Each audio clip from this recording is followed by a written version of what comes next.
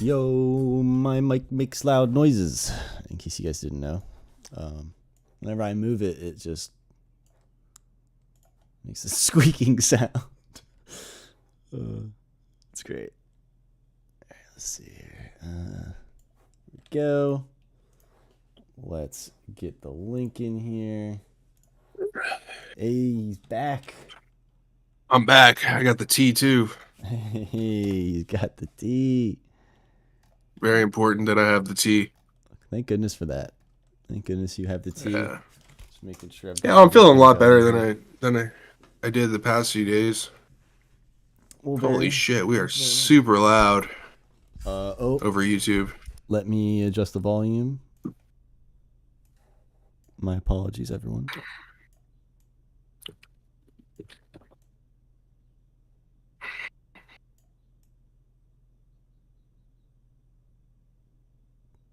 It says you don't want this, and then it's 140.9 the stank. So I'm pretty sure I do want this.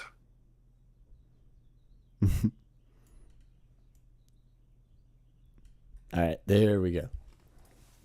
Is that better? Can you just turn this down a little bit too? I don't know. I'm not listening through YouTube. I mute it immediately. All right, chat. Can we get a confirmation that the vocals are sounding okay? They're not too loud. They're not too quiet. You know, everything's sounding like good. Maybe sounds decent. That's what we like to hear.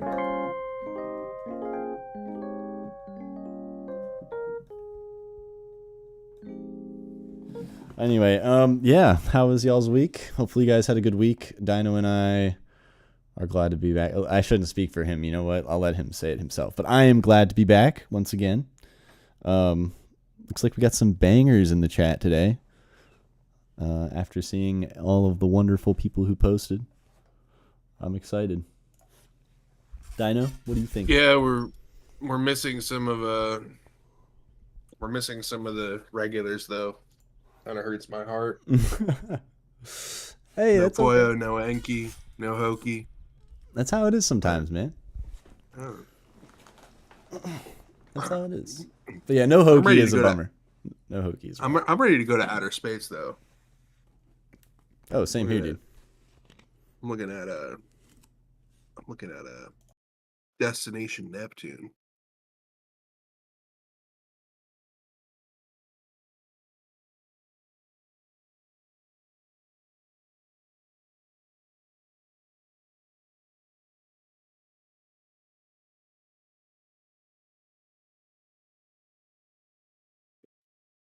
I think it's Shah Kid,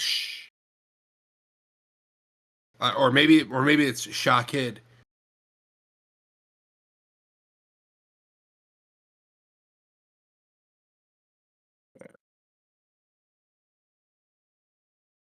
Oh, wait. Before we get started, God damn it! Hold on. Give me just.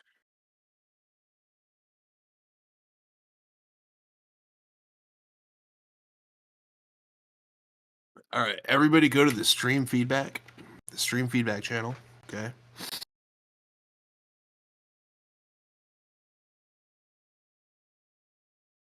Oh, I can't post a photo in here. God damn it. Here, I'll send it. I'll send it to you. You should be able to post a photo in there.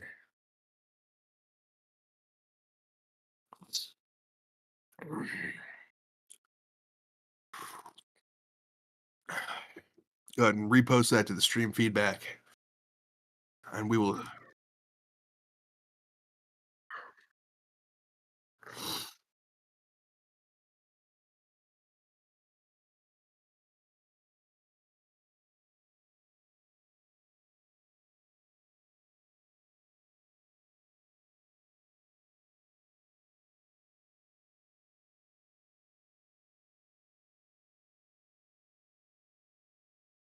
Yeah.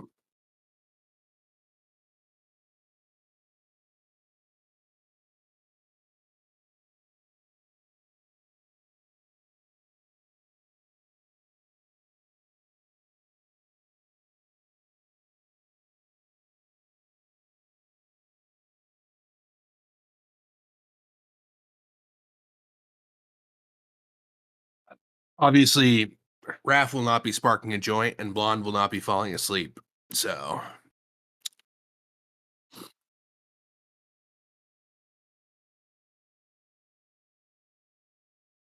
I'm looking at.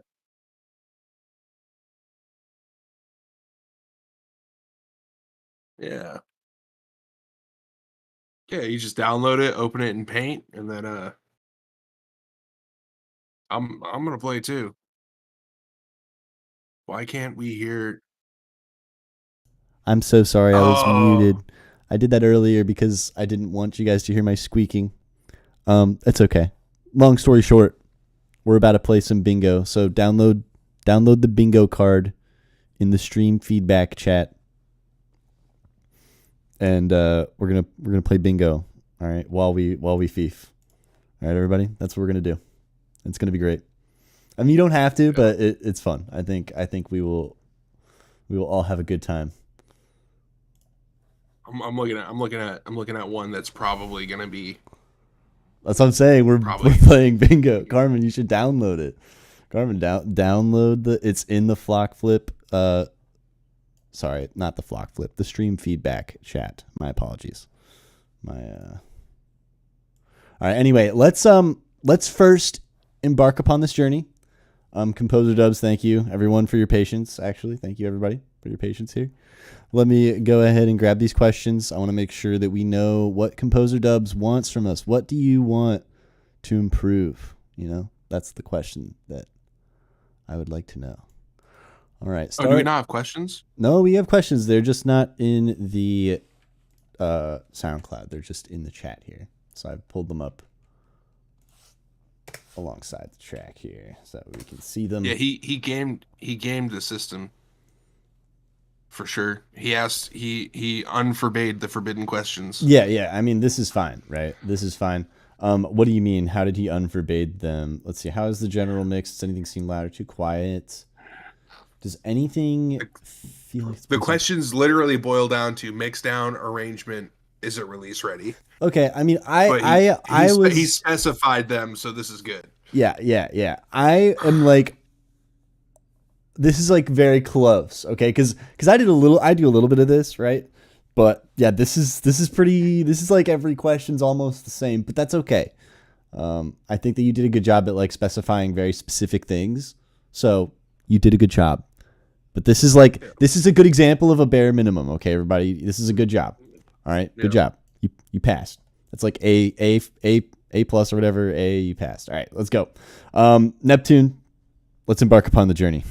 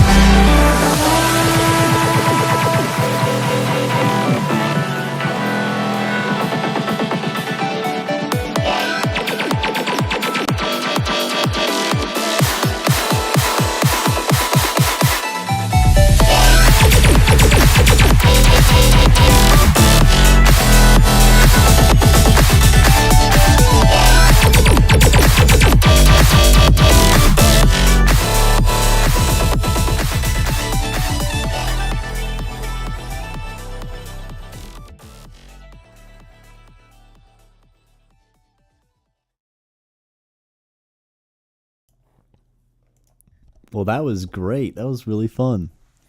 I All like right. that. Hold on a second. I may be tripping. Oh, Um, but I need to check something just to be sure. oh, oh. He's checking something. Does that mean I need to put the red light on? Is that what are we doing here? I'm Give surprised this give survived. me any portion of the track. Okay, here we go. Oh, all right.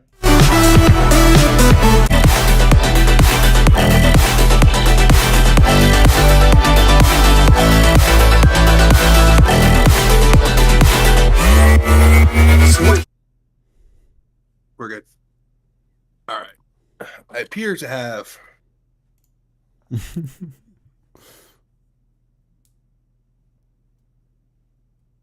Uh-oh.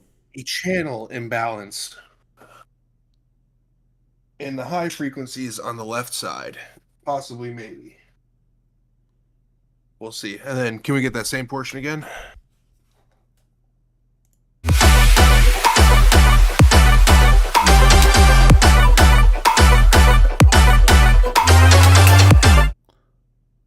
No, I kind of see what you're saying. There's definitely different instruments on different you know what I mean. There's a very like wide stereo range. Or are you saying Yeah, something's but actually? I I don't mean, know. like I have like a channel imbalance going on. That's why I just checked it with the other headphones. Let me see if it's the cable or the headphones. Interesting.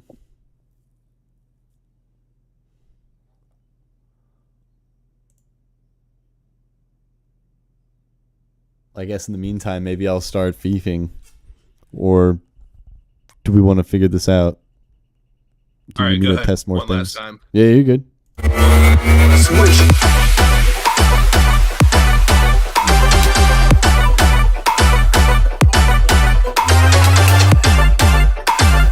Yeah, this arrangement's fire. This arrangement's so fire, dude. Like, super fun.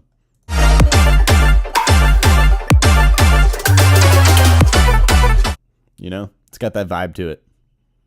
Like Mario, what's the vibe? Like NES, like old school Nintendo energy, which is dope. I'll Huge figure that fan of out that. later. Um, So yeah, for I'm now, we're just gonna sorry. have to use different headphones. It's all right. Sorry about your unbalanced headphones, good sir. Well, they are balanced. That's why when there's a channel imbalance, I'm like, what the fuck? Yeah, that is unfortunate. Well, I'll figure it out later. It's probably just a dirty terminal or something. Anyway, yeah, you want to go first or should I go first? That's up to you, bro. I'm down. You can if you want. It's up to you.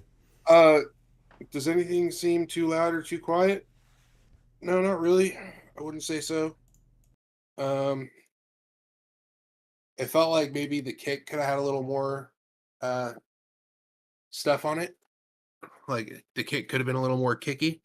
I'm sorry, hang on. This is important. Is that Dino has a stroke on the bingo? Honestly, No, no, no, no, no. no. We're not quite there yet. We're not quite there yet. That's not it. That's not it. Yeah. That one will most likely not be squared out tonight or xed out tonight. Thank Also, goodness. you can't be doing it on screen. Come on, man. What do you mean I have to? You're gonna. I I have mean, to you have remind. to. I have to remind people of this. Look at this. All right, fine. How about this? I will drag it onto the screen whenever it's time to like update it. Okay. Well, that's what I'm saying. You can't let the people know. Anyway. Oh, well, Yeah, I mean, if I yeah, win, I'm not supposed to win the bingo, am I? I guess if I do, that's pretty interesting. All right, fine. yeah. That feels like a contrived conclusion. I, If you s- or I win it, I'm I I'm gonna fill it out too, just to be sure. But uh, yeah, I mean, you could vary the arrangement. The track might have been too dynamic. It was a good vibe check, and there's more to address than the level. oh yeah. I think Okay, that's true. don't All don't no, I mark any of marked those it. No, guys. I marked it. No, mark it. Are you kidding me? Mark vibe check. Mark vibe check now. All right. Oh, and don't Wait, forget don't was forget the this a vibe second check free for you? square. Yeah, don't forget the second free square as well. Okay, everybody, it's important. All right, don't forget the second free square. Oh, there's actually the three free free squares squares. There's 4? How many free? 5? I'm There's looking around. I'm like, five. There's 5 free squares. it's the first time I've really like taken a gander. Oh my god. Dino is so kind. Right. Yeah. Bingo? Lunar got bingo? Wait, no. No. Those don't count. I was kidding. I was definitely kidding. Anyway, so the kicks felt like they could have used a little more impact, maybe put a little more room. Yeah, For just them the in there. vibe check. The vibe check's staying. All right, the vibe check's staying. Yeah, Magnet's calling vibe check from now. All right. And then composition. Does anything drag on for too long or not? No, I don't think so. Is it release ready? Absolutely. This track is very good. I think this is good to go. Yeah, I mean, I feel like you did a really good job mixing it. It sounds really nice. I think if you really wanted to, in this style of music, you can push for a loudness. I think a little bit more, but I don't think it's needed, right? Like it still sounds great even without that. So it's one of those things where that's like, where do you want to sit? Like, do you want to sit more in like just the color bass type sort of loudness or like the future rhythm loudness, you know? That's basically the question that you have to ask yourself, because usually future rhythm is quite a bit louder than, at least I've noticed. It is most of the time much louder than color bass, at least as far as lufts are concerned, and and that's over a longer period of time too, not just like short term. But yeah, this is a dope track, dude. I don't know what to say. I mean, I feel like if you really wanted to.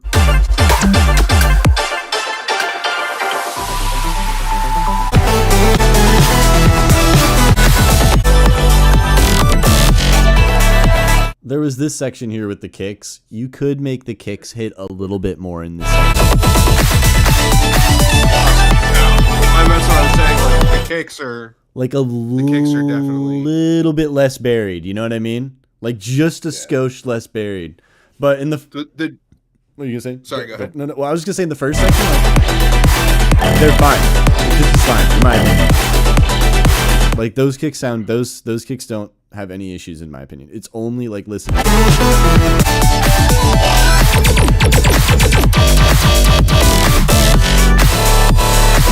The kicks just feel like buried, and it's because you're doing all of like the rapid fire basses, right?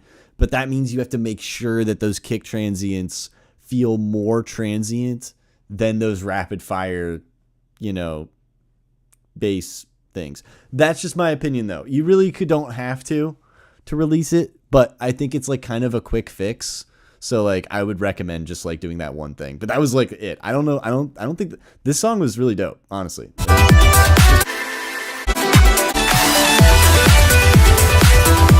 You could also maybe chill out things a little bit more. Like sooner, you know what I mean? But I don't know. You don't need to do that. Don't ignore me. Everything else at this point is all. Anything I say that's arrangement wise, just pretend like I didn't say it. Just ignore what I'm talking about. That's just my brain wanting to like add a little bit more things that don't really need to be there, because I think it's fine. The drums could cut through a little bit more, specifically the kick though. Yeah, that's it. Really, that's it. Yeah, and that's like a mixed decision. When I say it could cut through a little more, I mean like it could, but it doesn't have to. It could. You could do that, but you don't have to. Where it's at right now is 100% acceptable. This is a good start. He should send this to Monster Cat or something. Honestly, this would fit right in there. Kind of insane, dude. I have not heard of. I think Dubs, you've shared some of your stuff, but it's been a minute, and oh yeah, this is sick. This is a nice collaboration here. At least I think that's what this is. I don't know if it's just you or if it's the four of you or how this works, but yeah, it definitely has grown a lot. And yeah, dude, I'm glad it's not just me. Awesome. Yeah, definitely Monster Cat energy. Yeah, so four of you guys, cool. Yeah, I feel that. Definitely it is felt, and I can feel the fact that you guys are able to collaborate in the way that you do. I can like feel that in the music, which is really exciting. So yeah, you guys have something very special here. So I guess keep making music for us to enjoy. That was awesome. Yeah. That's like 4 collab, 4 player mode. 4 player co-op, dude. Jeez, that's nuts. That's hype. I've only gone up to 3-player co-op in my life when it comes to collaboration on music, yo. Damn. That's a feat. I think everyone should know that. Really cool. All right. Thank you, Dubs. We're on to the next one here. You don't want this. Maybe we do though. See, you don't know that. Well, maybe he does. I don't know. Do you think he knows? I'm grabbing the questions. Grabbing questions. All right, and in the meantime, I have an update for you guys. I've been sick all week. I don't think it's a channel imbalance. I think it's a hearing imbalance because my old trustees. I feel like I don't have as much hearing out of my left ear right now. Oh fuck! No. Which checks out. So yeah. Poor Dino. It is, and it was just more apparent in these headphones because they have a much better frequency response and more transient. There's more to miss with these headphones than with the other ones. So I'm gonna have to look with my eyes and make sure that the channel imbalances that I'm perceiving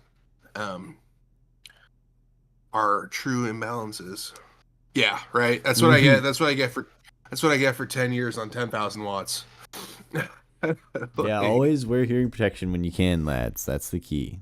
Yeah. I didn't always do that earlier on either, but it's definitely a vibe whenever you're working or going to shows or things like that. Anyway, all right. So yeah, you don't want this, but maybe we do. Who knows?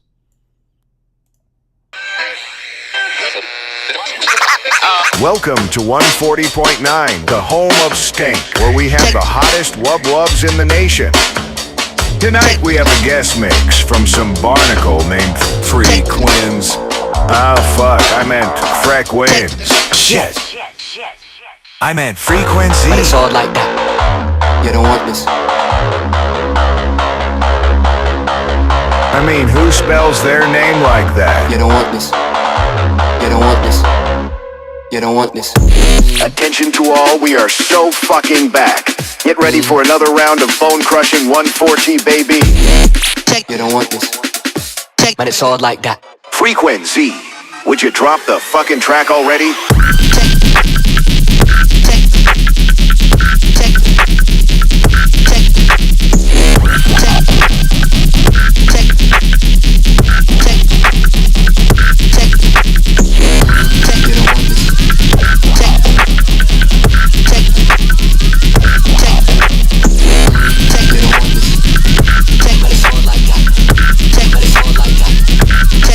Dubstep.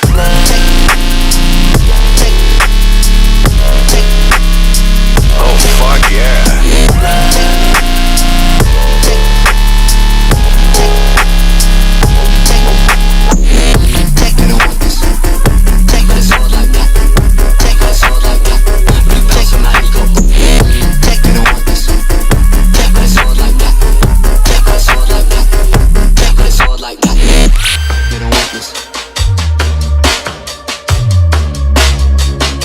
But it's all like that. You don't want this. But it's all like that. Ladies and gentlemen, it is time for round 2. Prepare yourself for another series of stank. Are you seriously listening to dubstep by yourself? Nah, I'm with my...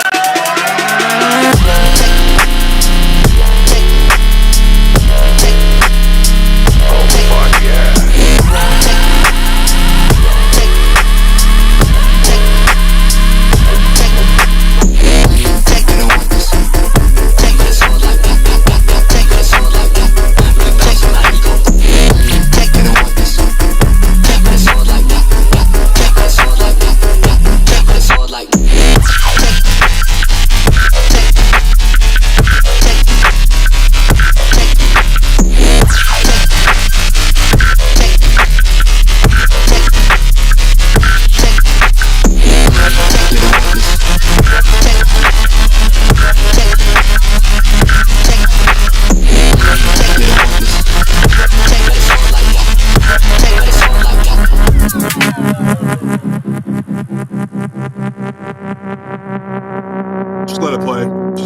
That's what I was thinking. Dubstep. Dubstep. Dubstep.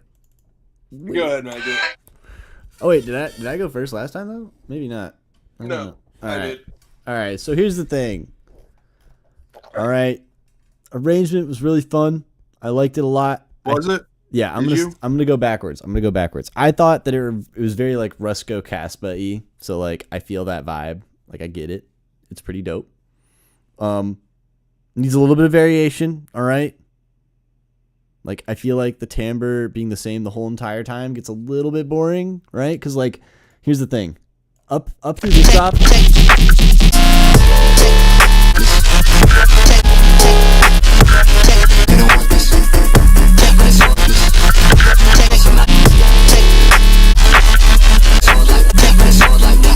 Hear how like I can go to like almost any point during these two drops, and the timbre of the main bass, the mid bass, sounds the same. That is what I think could use a little bit of like development. That's like the only thing, and not even by like a lot, just like enough to add a little bit more call and response to like the general I guess like the global arrangement, like the macro arrangement, right? So like not so much of a big deal in like, you know, these sections, right? So like you could have this whole quarter here be what it is already. But then maybe the second half by this period of time, it would be nice to hear like a slight variation to that timbre that I was talking about. And then doing the same for the next one, right? So like by this one, then the timbre is a little bit different. And then by this next one here during this fourth quarter, the timbre is a little bit different. I think that would help the song out like a ton.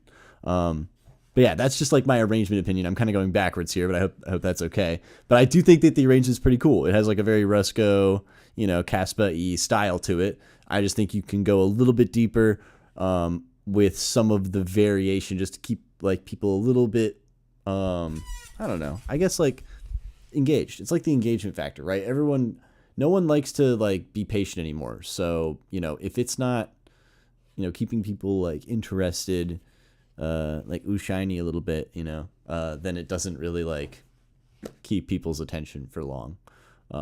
At least that's kind of the subconscious methodology behind it. But anyway, that is my opinion on the arrangement.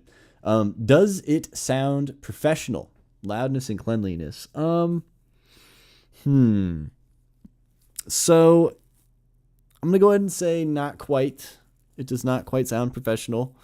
And I'm not trying to be offensive there. It sounds pretty good. All right. It doesn't sound bad, especially in the mids and the highs. You did a really good job with the mids and the highs.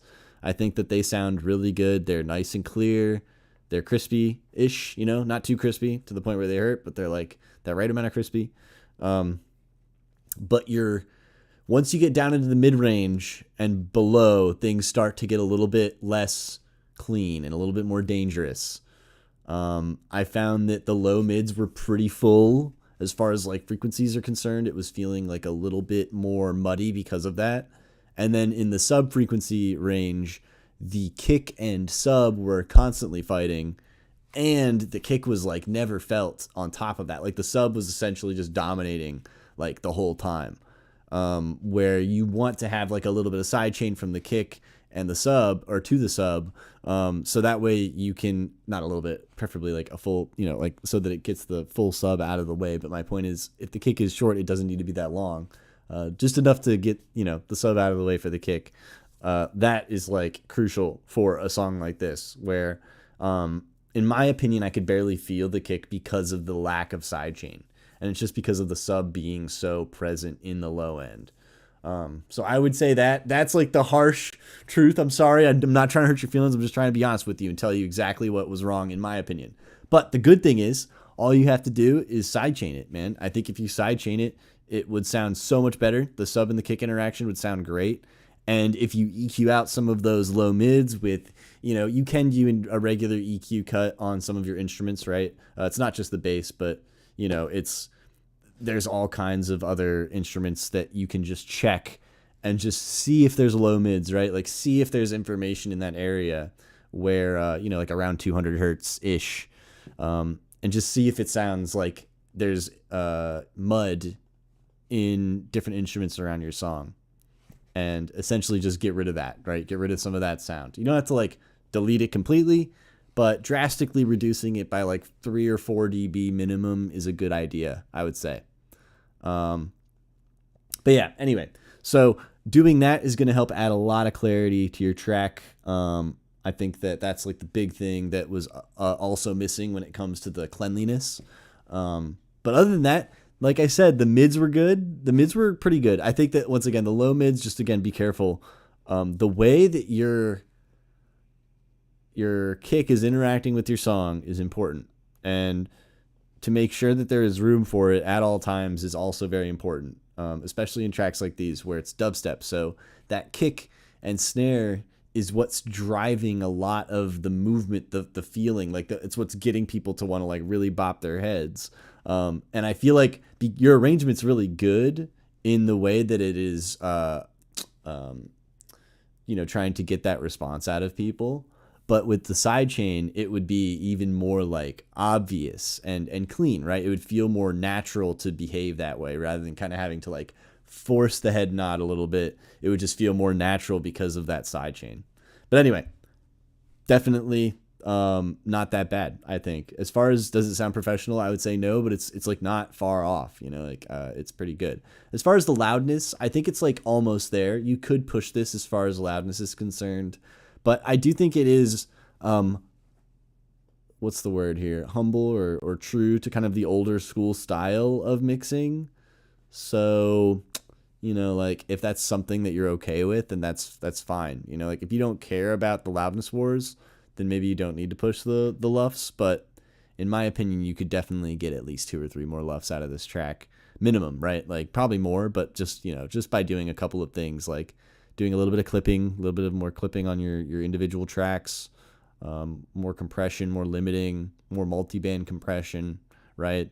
Doing things that dynamically control your song more. So anything like that can help you kind of control everything in a way where if you deal with everything as it's happening, so like at the individual instrument level, at the bus level, at the master bus level, you'll have this situation where when you go to finally like make your track loud or run it through your master chain, it'll sound really clean, right? It'll sound really, really like controlled, and that final limiter or whatever processors you're using are not going to have to work as hard to make your song not only feel loud but feel like, usually mastering is also not just like, a limiter or something like that, but it also includes some level of, maybe saturation or stereo widening or blah, blah, blah, right? EQing. There's usually all kinds of stuff that goes into mastering. But my point is that process will have to work harder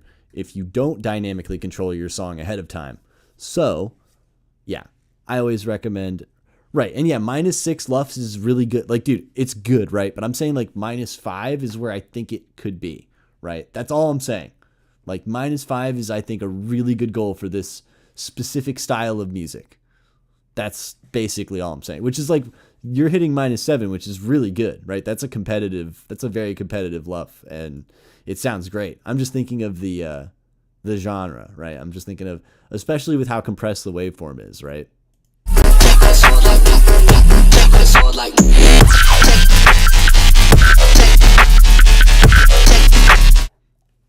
So yeah, it's not like I'm asking you to like go a long distance with the loudness, because like I said, you're basically like there. I'm just thinking that -5 is a nice place for this specific level of heinousness. But anyway, It could easily hit that too. Yeah, and those are just my thoughts. And the mix is good, by the way. I think the mix was good, other than the drum issue with the sidechain, of course. It's kind of the same as does it sound professional. I think that, other than what we just talked about, there really wasn't anything that stood out in like a negative way, as far as the balance between everything, other than what we talked about with the kick. Yeah, the mix was actually good. So good stuff. Yeah, those are my opinions. Dino, what are your thoughts? All right, I'm gonna do my best to not readdress what you addressed. So the bass kind of felt non-existent for a number of reasons. When you had like the long legato notes, it felt like it kind of just disappeared, and then only when you were going through like the stabs and the trills and the fills that that I kind of picked up and perceived some bass, and I think that has to do with the aforementioned mud that Magdo was talking about, like that low frequency area that has a lot of stuff in there. And then as far as he addressed the drums already, so I just think that like we're hitting A sharp 0, right? And most adult humans can hear from 20 to like 16,000 hertz, unless you're me and my left ear's fucked right now. Or I'm not going to throw him under the bus right now. Other people on the leadership team who have bad hearing. He knows who he is. And so like when you go down that low, like you have to think about things that can reproduce that level, right? I have pretty good headphones and they can reproduce that level. And even then, like because of where it was sitting and like the sustained nature of it, it just felt washed out by everything else, especially with those high lows and low mids.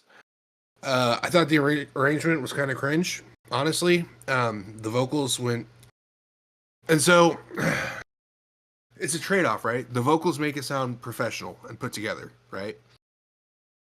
But at the same time, someone like me, like I didn't like the vocals. I thought that they were clever at first, and then the arrangement, like the intro went on too long, and you address that with the vocals, which was like kind of like a ha ha funny moment. But do you want your track to be a ha ha funny track, or do you want your track to be like a sick mind bender, right?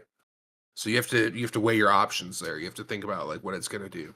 And then if you're gonna do a second drop, like Magdio said, like it needs to be wildly different, especially if you're gonna introduce the drop with those vocals, right? It has to be like mind-bendingly different. And then there was a lot of mud and the sub. Just my main issue here was like Magdio said, the kick and sub interplay. And I probably would have detected more sub if there was more sub silence. Like I said, when you're doing the stabs, I could hear it. But at the same time, like I'm using semi-high-end headphones. Like I can tell you without a shadow of a doubt, like studio monitors can't reproduce those tones. Most subwoofers can't reproduce those tones. Like almost all consumer grade speakers can't reproduce those tones. Most car systems can't reproduce those tones. And so then you have to consider like, will it reproduce on the phone? Like these are all things I ask myself when I'm making a track and when I'm mixing it down.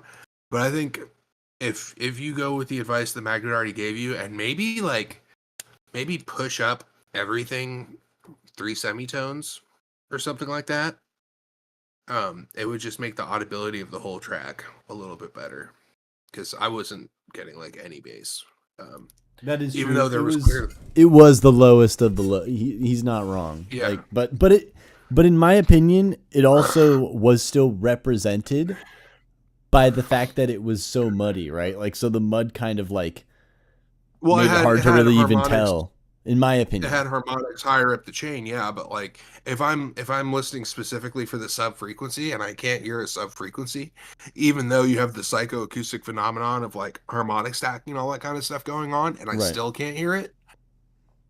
And I think the main issue is that, and again, it was only when it was in the legato, when it was a sustained bass, right? Right. That's what you're saying. And something that can really help with that is if you have a kick moving it out of the way. You don't know what's missing until it's gone, right? And so if that bass were to take a little bit of a if the bass were to take a little bit of a break by way of sidechain, and you had more of like an introduction with a kick, that would go a far way too. But in my opinion, if I were working on this track, I would just push the bass up a few semitones and make it more audible. And that's an easy way to do that. And you could even keep like. A sharp 1 goes pretty hard. That's like 53 hertz, I think. Every sub can reproduce that easily. You know, every sub. And that sounds great on a sound system. That's like right here in the chest, like, you know, hits you hard. But yeah, I thought the concept was funny. But again, at the same time, like, do you want your track to be like a ha-ha funny track, or do you want it to be like a mind bender? And I can tell by the sound design you're going for more of like the mind bending stuff. Or at least that's the perception that I got out of it. I just felt like the vocals didn't meet the rest of the track. Like they just kind of and not in like a slapped on kind of way, because the way you implemented the vocals was really good and that did sound professional. But it's just the word choice was strange. I don't know. But that's personal opinion on me. Hot takes over. Nice track though. I could see myself enjoying this as like a deep head, like in summation, figure out the vibe you want to go for with the track. And so guys, if you have vibe check on your bingo card, which you all do, now is the time when you can mark out vibe check. Figure out the vibe of your track, right? And then give the bass a little more space, whether that's with EQing, sidechaining, or moving it up, or all three in my recommendation. And then vary the A and the B section quite a bit more. And if you could do that by removing frequencies from the A section, or really just change the timbres like Magda said. But yeah, that's what I got on that one.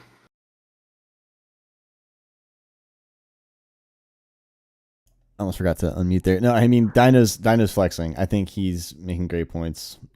Yeah, like the vocal. It's one of those things where it's like it's okay. The song doesn't like. It's not like the vocals don't quote unquote work with the song, but it does kind of tarnish the potential longevity, I think, of the song's kind of what do you want to call it? It's kind of like the legacy, right? Like the legacy of the track, you know. Also, are you listening to dubstep alone? Like, are you gonna play this on a large system in front of 200 people? No one there is listening to dubstep alone. Like, I don't know. Yeah.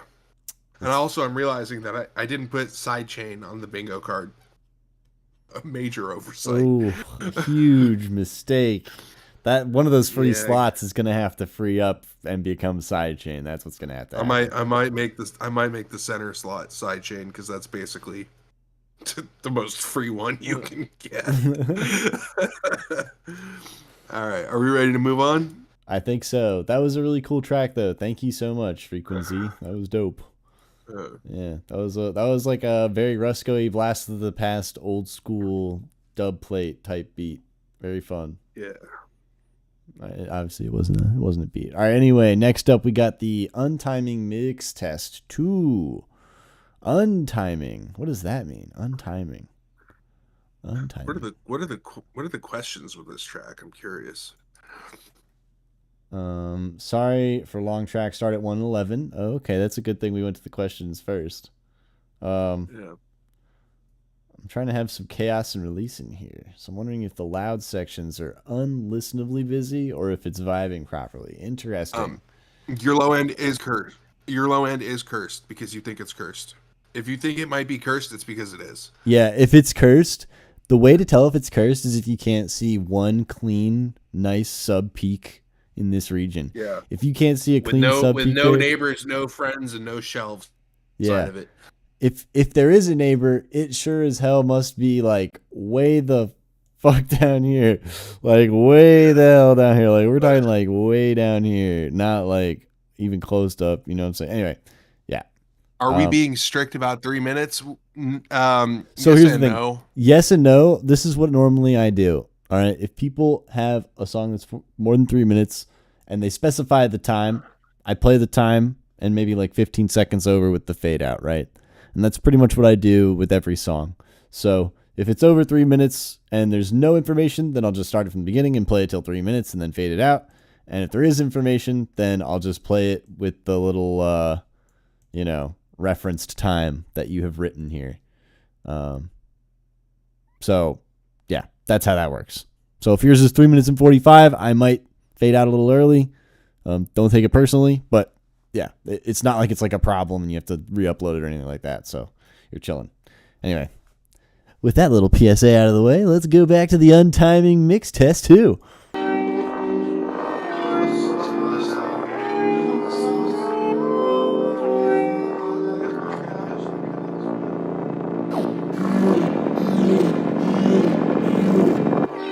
search for most of our time here. Must have wondered what it would feel like to crush against the ground. I have found it all comes down.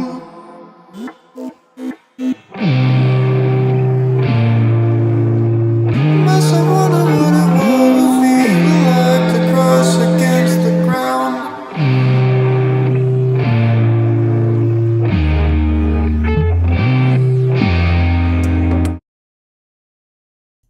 I'm realizing that I didn't start it from the right time.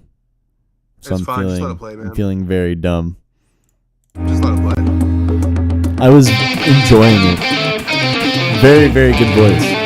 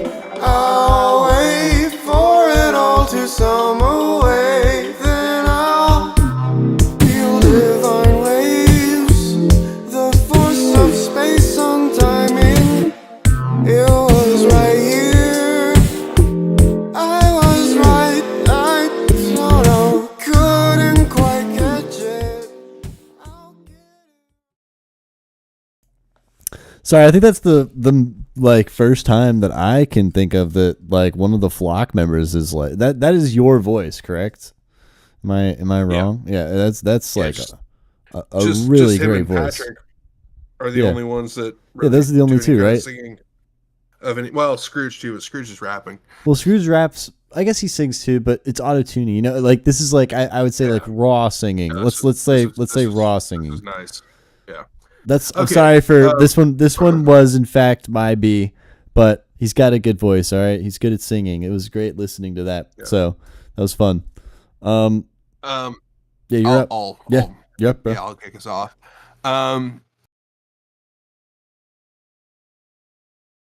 Is it vibing properly? I think we're dealing with an identity crisis here, right? Like, obviously, you're familiar with the group Tool, right? This gave me like the way the vocals were sitting in the mix, and then the harmonic content, so like the pitch content and all that gave me a lot of like 10,000 Days vibes, right? But then the absurd chaos of the track took me into like Spangle land, or more specifically Younger Brother, if you know what Younger Brother is. If you don't, definitely reference the Vaccine album for this kind of stuff. So I think we're dealing with an identity crisis. Do you want to be band music or do you want to be electronic music, right? I'm gonna gloss over the second question and we're gonna go straight into the third question. So you like Spangle. Are you familiar with Younger Brother, Simon Posfer's other project, or one of his other projects? It's like more band. I mean, it still has like some psychedelic stuff going on with it, but it's more look into Younger Brother. But like as far as like the low end goes in like the 880 to 200, there's more here to talk about than that.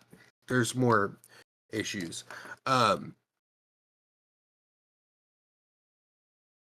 Why are we phasing the drums or flanging the drums? I think it was a phaser, but there's a zip effect on the drums. Why are we doing that? What purpose is that fulfilling for our track? Drums are something that you generally want to have, like, unless it's like in a fill or something, but you don't want to have a constant. Or let me speak for myself. I would never put a constant phase effect on the drums because I want my drums to be centered, grounding, and forward, right? Especially towards the end when we're doing like a weird time signature where we're having like bar resets, like early cutoffs, which by the way, sick timing. I don't think many people like this is this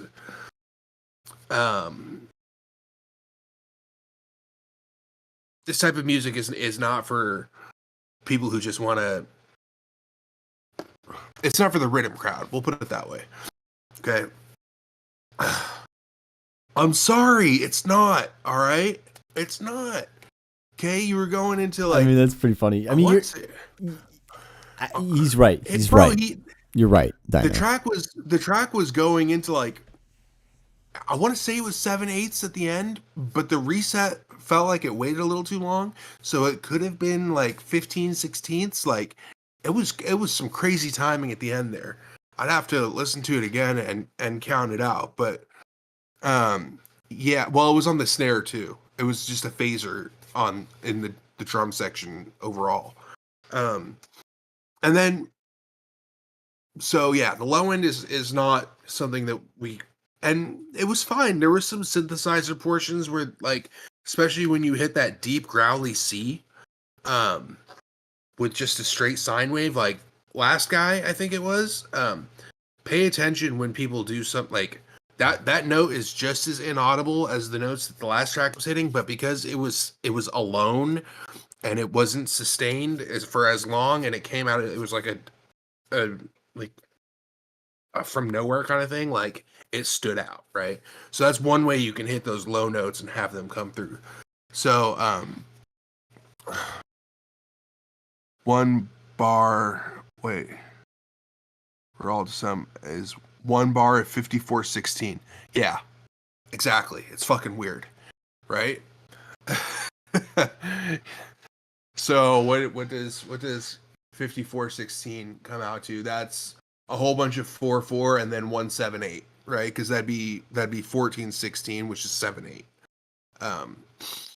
And then that's where the reset happens, which is super fucked off, like in a cool way. And then we need to talk about like the you know what, I'll just stick to the questions.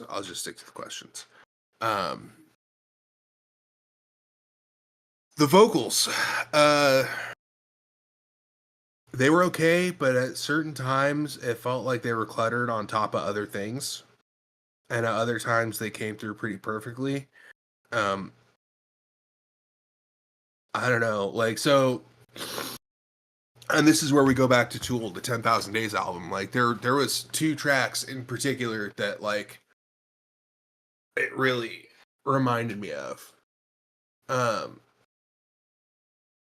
10,000 Days Part 2, so Wings for Marie.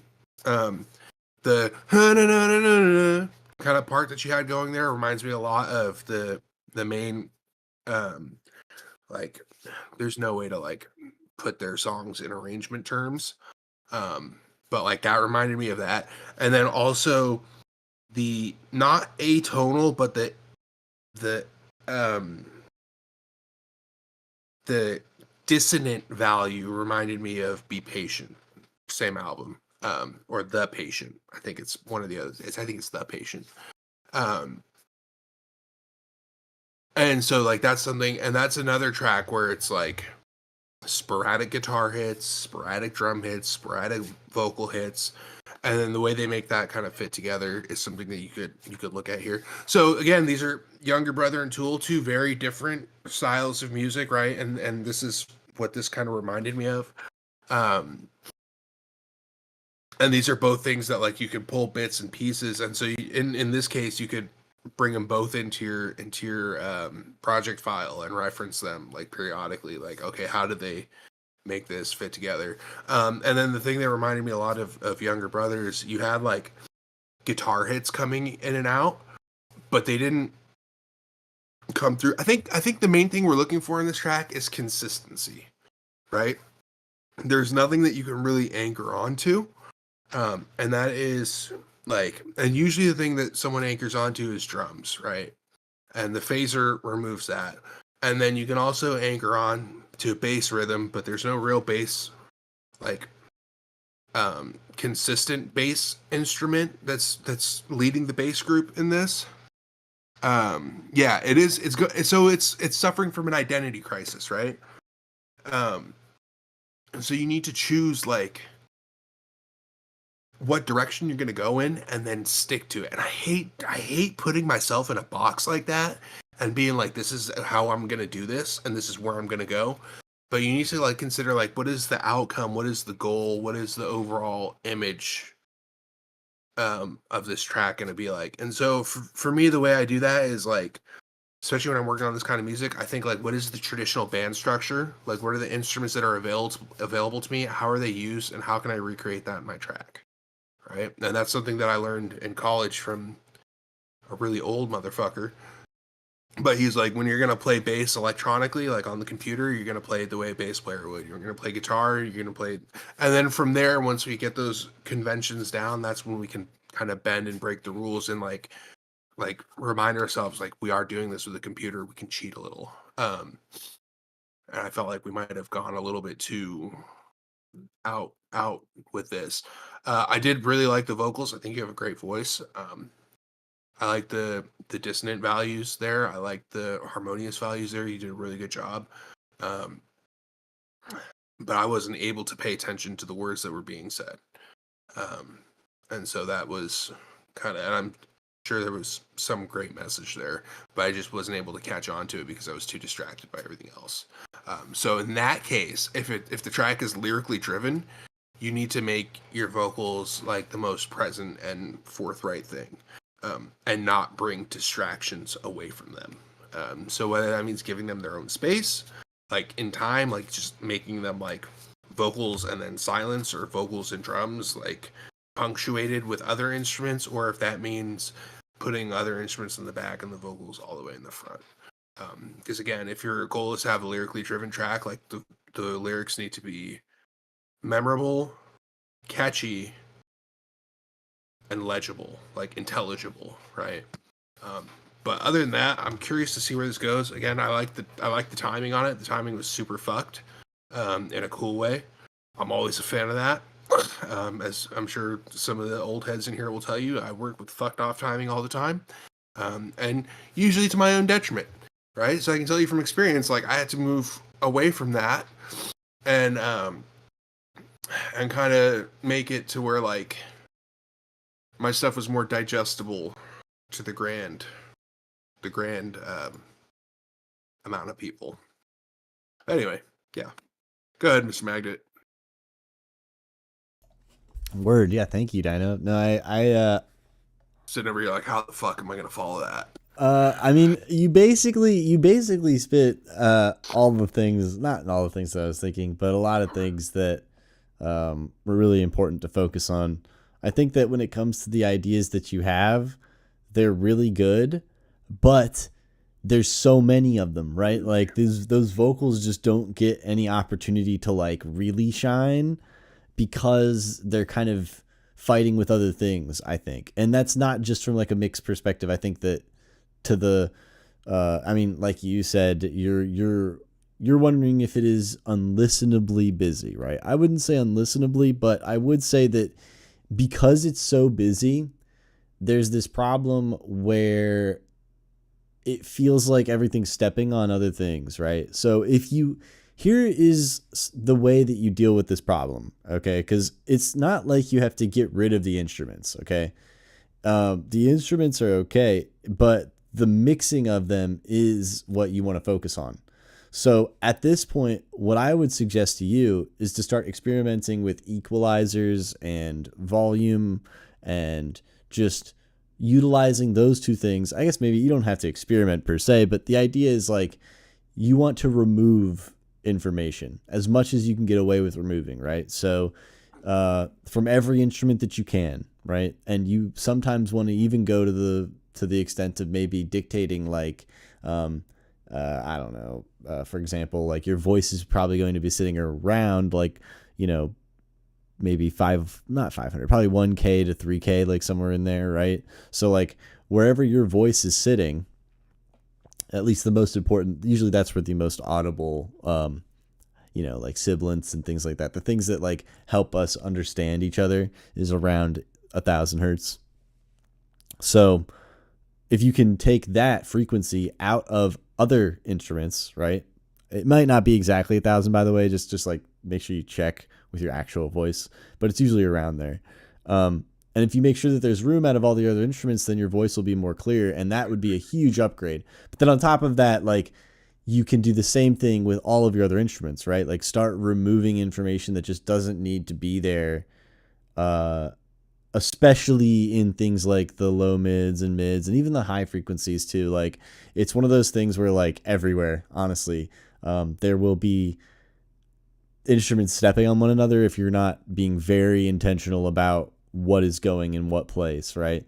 And it doesn't mean that you have to be intentional to the point where you're like literally sculpting this like EQ that looks like a fucking, you know, Picasso piece or like a Mona Lisa or whatever, right? Like you don't have to do that. But what I'm saying is the more that you can find that you can get rid of, the better, right? So that can be done in like big chunks. That can be done in small little microscopic, like little resonance removals, right? It can be as dynamic from the perspective of using dynamic EQs or multiband compressors or whatever, or as non-dynamic, you know, you could just use an EQ or something like that as you want, right? So you can basically do whatever you want to remove the frequencies, but doing it in one way or another is, in my opinion, beneficial in this case.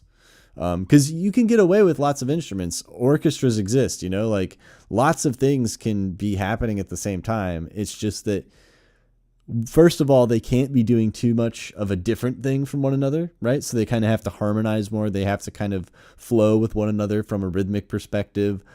Sometimes when it comes to orchestras, for example, a lot of the instruments are all playing the exact same sets of MIDI, right? So like even though they're different timbres, they are doing the same thing. So that makes them kind of behave like one instrument, right? So if you do things like that to help just consolidate the motion, right, of what's going on and the the things happening from a difference perspective, right? Because you can still have all these instruments existing and even the motif and ideas that you have created existing, but I think that you need to just simplify them a little bit, right? So maybe just change some of the MIDI and or remove some of the instruments. But I don't think you need to remove some of the instruments. It's just a suggestion, you know. My opinion is that removing the instruments helps you, though, because I'm a very minimal kind of producer. I don't like to add a ton of instruments to my projects.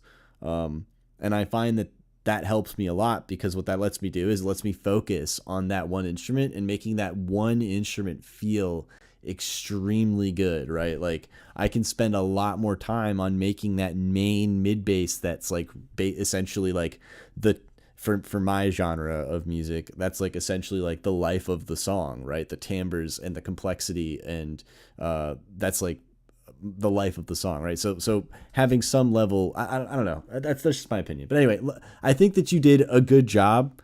It's just that, yeah, there's just too much happening. The track is awesome when it comes to the lyrics, though. The lyric drivenness is great. I think that the vocals are great. I think that they could be a little bit, like I said, louder, coming through more sidechain dynamically. The vocals with everything else, maybe doing things like that, unmasking the vocals from the rest of the track. All of that stuff can be good, but they still sounded like great, as you know what I mean. Like it's really impressive because your voice is so good that it kind of like makes me not as upset that it was like mixed badly as it was, you know. So you've got that going for you. Anyway. Is my low end cursed? As per usual. It wasn't as bad as usual, but the problem is it's so low that like you're I feel like the low end doesn't feel, how do I describe this? Let me just play a section here.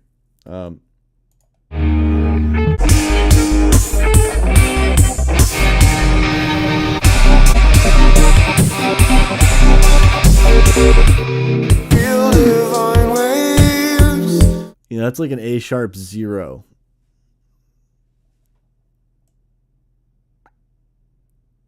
That's kind of low. 28.5 hertz. That's 27.5. 27.5 for A sharp, yeah. Well, I thought 27.5 is A. 28.5 is A sharp. Because I'm looking at it right here. Still, that is very low for a sub. Good sir. That is probably the only negative as far as like the felt aspect of your track. Because you have a lot of low end, but...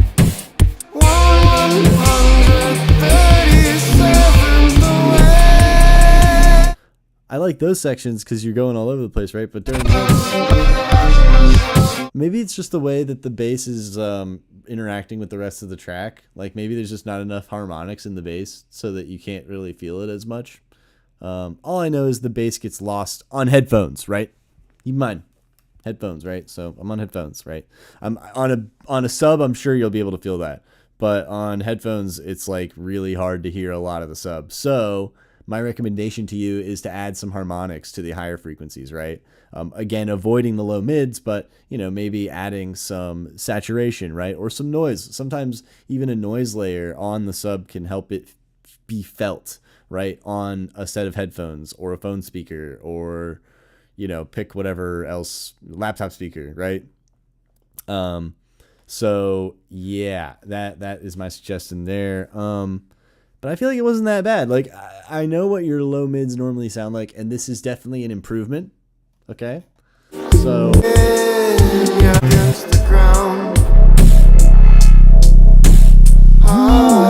that was a nice hit, right? Like, I think we can all agree that the low mids weren't too aggressive there. And you can see what I mean, like... hang on, let me just try and get a screenshot here. That's our Steve Growl I was talking about. What? That's that C growl I was talking about. When that hits. What about it? It sounds nice. Yeah. I feel like this is like so this is what I mean by good low mids, right? Like fuck, the balance is a little bit off, right? I mean, it's a little bit more like I shouldn't have squished it. whatever. My point is, you can see here how the low mids, right? Look at this. Let me get a white color so you can actually see it because it's a black background. All right, there we go. So you can see the low mids are here and the fundamentals way up here, right? That is what you want. That is like a great example of a ratio of sub to low mid, right? That's a great one right there. That's about the limit, okay? I would say that's like pushing it, right? But that's good, right? And he's only doing it for a short period of time. It's isolated too, so it's not stacking with anything. So it feels very clean in the way that he used it in the arrangement. So I was just thinking that was like a really good example of a nice low mid full bass. So yeah, in general though, the point that I'm trying to make here though is if you have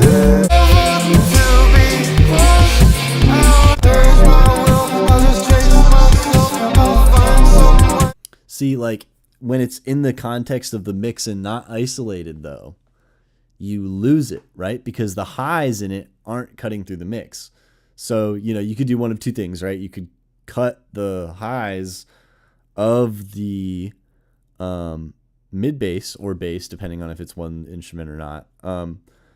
You can sidechain that into the melodics instruments, right, that you're using, basically everything that isn't the drums, and then cut out the high frequencies of those to help this cut through more without having to boost the highs. Or you could just boost the highs in this dynamically or add some kind of higher frequency information. I'm just giving you some ideas as to how you can approach this issue that I think that you have. I guess it's not an issue, but you know what I mean? This improvement that I think you should go for.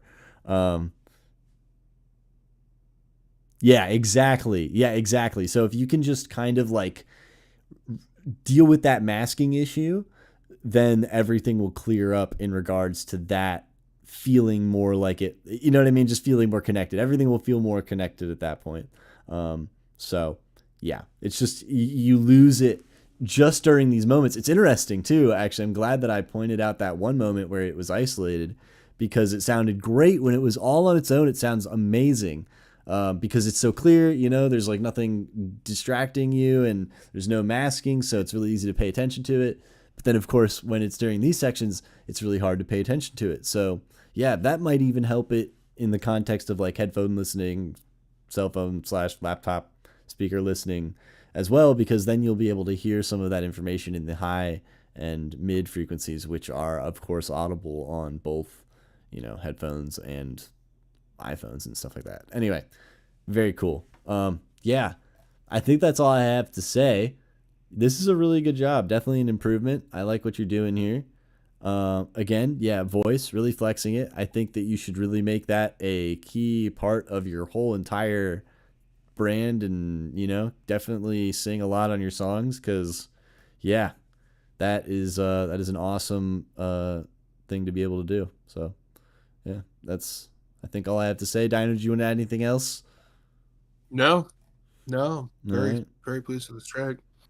Yeah, that was dope. That was really cool. Thank you, Shuli. Saint Shuli. Shuli? I'm going to go with Shuli. And if I'm wrong, tell me. All right. Next up, we got Desro with Muck. Oh, and his questions are in the chat. Let me grab those real fast, just so that way I have them. Is this the right link? Just to make sure that this is the right one. Okay, it is the right one.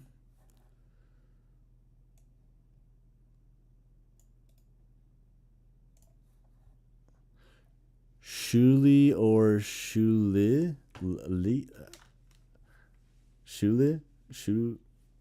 Shuli? Yeah? Is that? Gosh, that feels so weird to say like that. I think Shuli. I'm gonna go with Shuli. Yeah, we're back to me not being good at pronunciating things. I'm trying though. I'm getting better. It's more just like a learning curve, I figure it out eventually.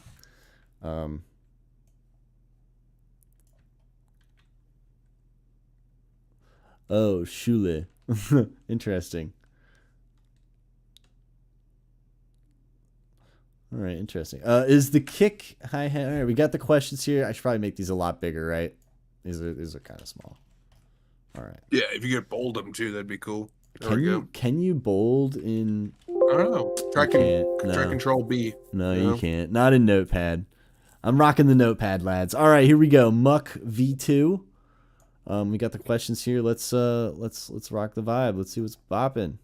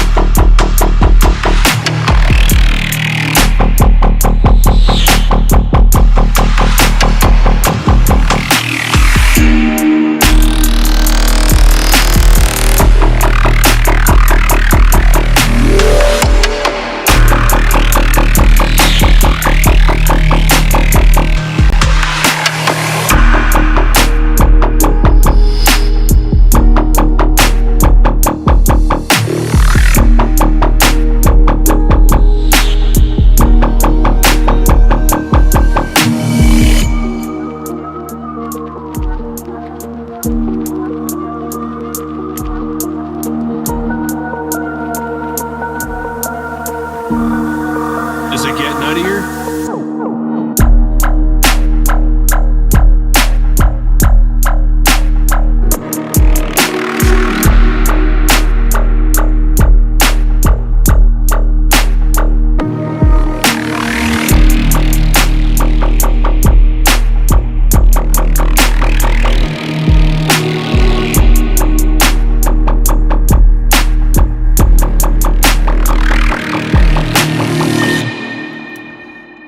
Wow. Go ahead, Magnet. Dubstep. No, Yeah. I'm just gonna give oh boy a disclaimer. We're probably gonna roast this track really hard because it's almost there and it's very good. Yeah, it is really, really good. As far as the what were you gonna say? You go first. It's no, you Yeah. you go ahead. Yeah. It's your go. Yeah. So the kick hat variation enough to not be boring. Yeah, it's the classic dubstep thing. You nailed that. I don't think there's any issue there.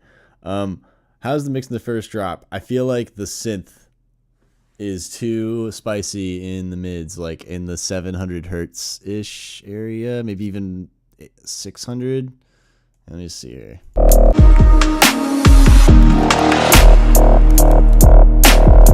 600. I feel like that after it's used so often, right? Like initially it sounds fine, but as this drop progresses, it gets just so annoying. It turns from fine to like nails on a chalkboard. Like by the end of the drop here, I'm like super annoyed at this frequency section of that main synth. So I'm wondering if either you can EQ it out, or is it worth like trying to filter it out with the filter that you're using more. I don't know. Like, you can experiment with how you want to address that, but it feels very like not good after a long period of time.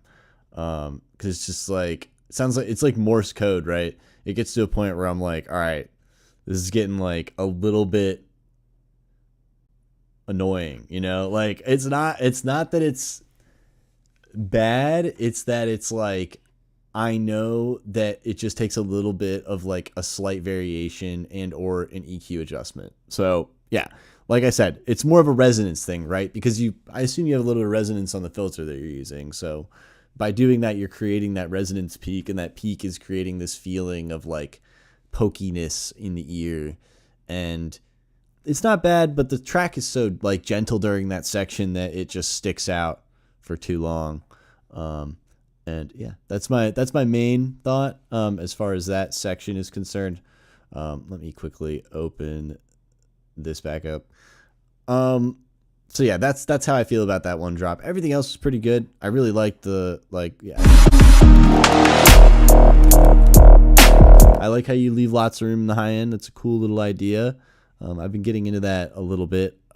I do think every once in a while, though, it's nice to have instruments like touch that area of the frequency spectrum. So it's sometimes fun to like incorporate some fills here, maybe with like some mid-rangey instruments that kind of also take up a little bit of higher frequency information, just to, again, like add a little bit of momentum and like movement in the intensity of things, right? Like the tension, right? To reset the mind and like help the listener go through each like loop of, you know, the song. I find that things like that can really benefit the track. So I'm not saying you got to add high frequencies all the time, but something other than the hi-hat existing there would be nice. Something to play along with the hi-hat, right? And that was where my mind ventured. But anyway, yeah, so those are my thoughts with regards to the mix. And I guess the kick and hi-hat variation as well. I already mentioned that. I really had no issue. I thought it sounded, you know, dubstep, you know, classic dubstep. All right, so the question that is really interesting: should I cut the song after the second drop and just make the outro, or should I include the third drop? I thought that was a really funny question because, you know, right? I think we all know, honestly. I think only you can prevent forest fires. Yeah, like he knows the answer to this question, right? I'm just making sure that I don't have an opportunity here. Yeah. No, I don't have an opportunity here. Do you want me to answer the question for you? Yeah. Yeah. Yeah. Answer it. That third drop needs to be nuttier than the second drop, and if it's not nuttier than the second drop, it needs to not exist. And it is currently not nuttier than the second drop, but it could easily be nuttier than the second drop. So yeah. It's one of those things where it's underwhelming, right? Like, it's like, yo, this is crazy. He's going back for more. And then it's like, oh, but this is like it's less. Not as dope as what we just heard last, you know? And it's like, ooh, you know, that's not what we want. So yeah, because that second drop was fucking bonkers. Yeah, it's like you went in and you like got a meal or something at like a takeout place, and the first bite wasn't that good, and you went in for the second bite and it started to taste better, but then you went in for that third bite again and it just got worse again, and you're like, what? I know it's a horrible analogy. That is like a horrible analogy. But yeah, the first bite was all right. Yeah. The second bite was pretty good. Yeah. But then the third bite was like kind of just all right. It's like a horrible analogy though. But you know what I mean, right? Like, it's not the way to go. Like, you want it to keep improving, you know? So yeah, that's the only thing that I felt was awkward about that whole thing. But I feel like you already kind of knew that, you know? The fact that you're asking us this question is a great example. So yeah. I think that's it. Dude, this was really cool. You should finish this song. Yeah. Dino, take it away. Yeah, the kick hat variation is not enough. It is boring. I'm just gonna throw that out there. Yeah. Yeah. And it's because you're missing other percussive elements that is like a staple to the genre. That Which is you do true. have like you do have the tom fills like later on. But you need like other percussion, like little hand claps and like But bongos and congas and like sticks and snaps and that kind of stuff. can I ask Goes one kind thing of though, Dino? Does it at yeah. least get the swing Oh, correct? Like absolutely. it definitely Yeah. gets the Yeah. Yeah. swing. So like Yeah. you get the Yeah. groove at least. But okay, yeah, Yeah. you're not wrong though, Dino. It does, yeah.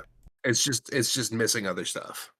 Um, how's the mix in the first drop, specifically main synth and sub bass? Been trying to get it right.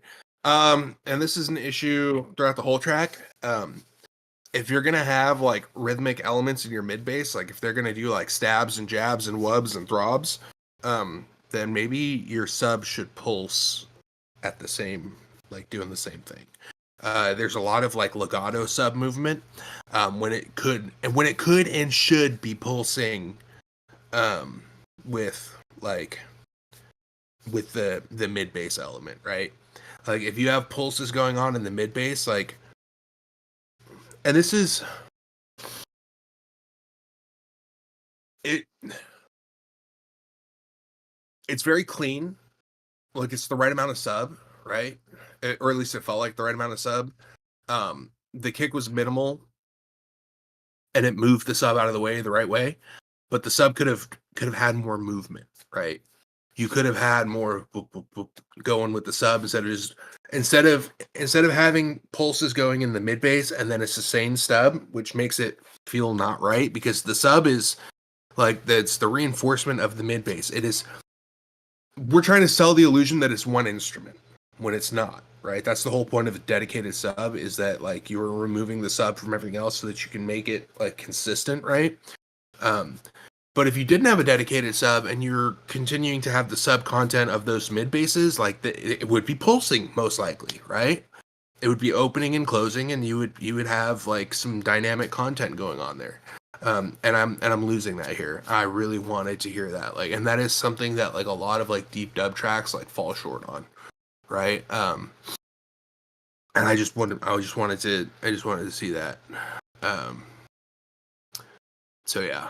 That is one place. And then the third drop, like the second drop was like fucking sick sound design, bro. Like super minimal, super super future, right?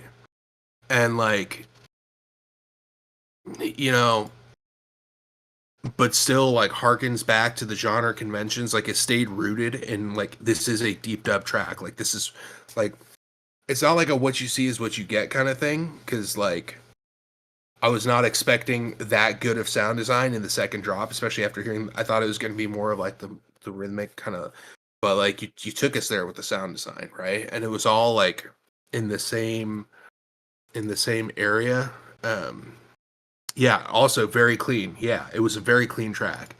Everything was like in its place in the right way. I just felt like there was just, and like I said, you're so close. You're so close to like having just like a great track, right? So work on like adding some more percussive elements. Maybe even if you are going to do a third drop, like start with the second drop as your baseline, and then work with the different sound design there. There's a few different ways you can do that. Magda has a video called the fractal method where you which I don't think you need help working on your sound design there though. But just like start from that baseline and then move from there.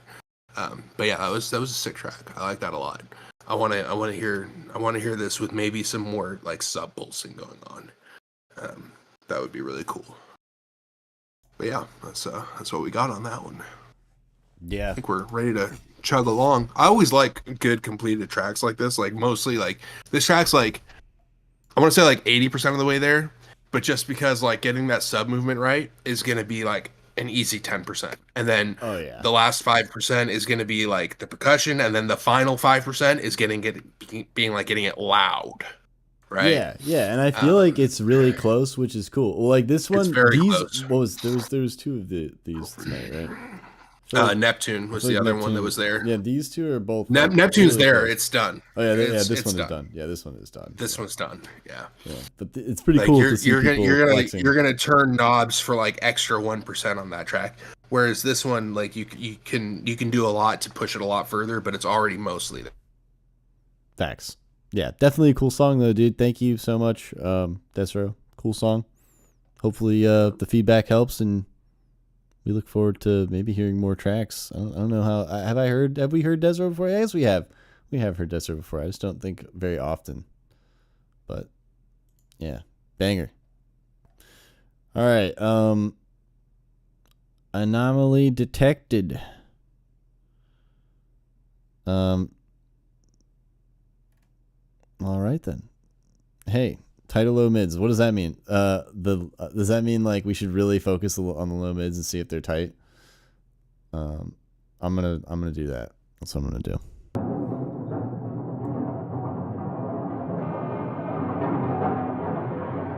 Let's see the questions. There you go.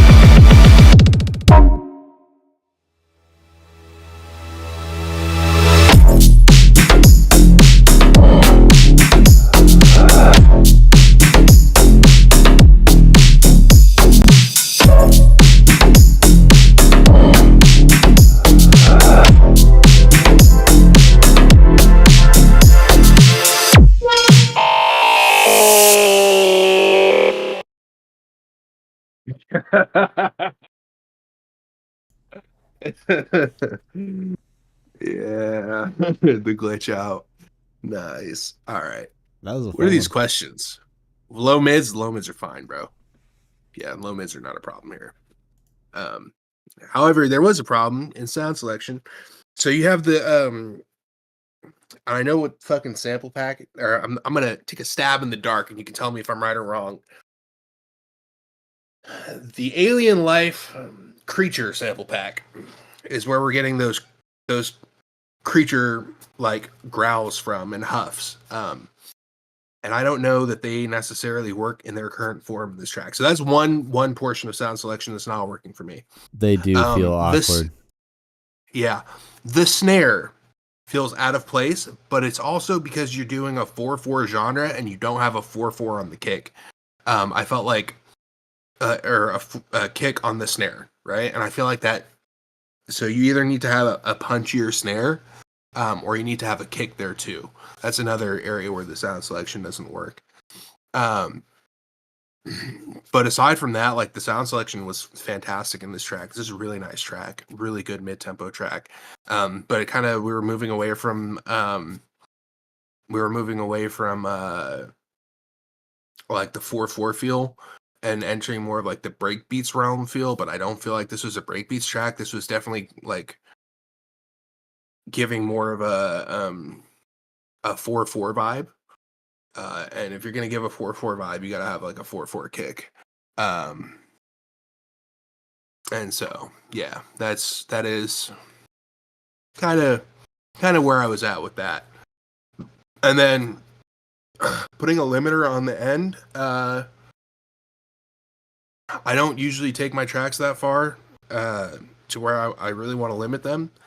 But if I am going to put a limiter on my master at the end there, I want it to be like tickling like minus 0.5 occasionally. Like I just barely want it to be touching. I don't want to be doing too much limiting. I just want to barely be activating a limiter. But that's assuming I did everything, like have all my limiters before the master doing their job. I have all my clippers before the master doing their job. I have all my compressors before the master doing their job. I just barely want to be pushing into a limiter just to get everything loud. It should be loud before it hits the master is kind of the point I'm making. And there's very good resources on properly clipping out there. Like Clip to Zero is a good resource. And if you do that right, correct me if I'm wrong, Magda, if you clip to zero right, you should have no clipping limiting action going on the master, right?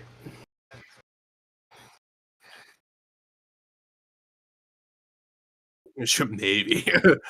Here's the short answer. Proceeds to give a thesis on clipping. Yeah.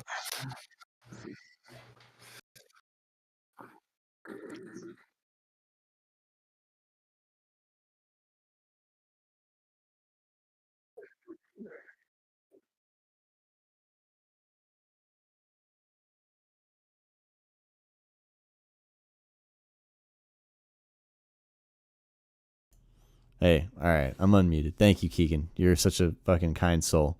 Yeah, no. So what I was saying is that, it's.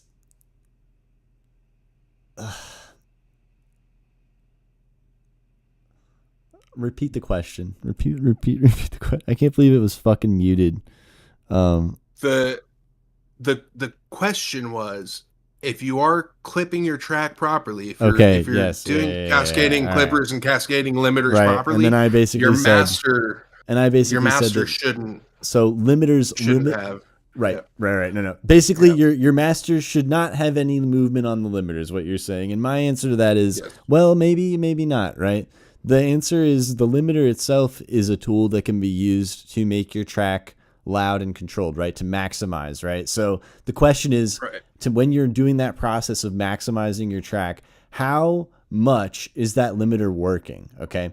If your limiter is not working very hard, like what you just described, if you've already done a lot of, work with other dynamics processing, whether it's clipping, limiting, compressing, dynamic EQing, whatever, if you've done that ahead of time, well, that means that if you actually want to, you can use that limiter a little bit. Like there's nothing wrong with using that final maximizing limiter, because at the end of the day, it's not going to operate in a way that's not controlled. Like it's going to already be the audio should already be dynamically controlled, like to the maximum, right? Like you should even have like a level of multiband compression happening on your master.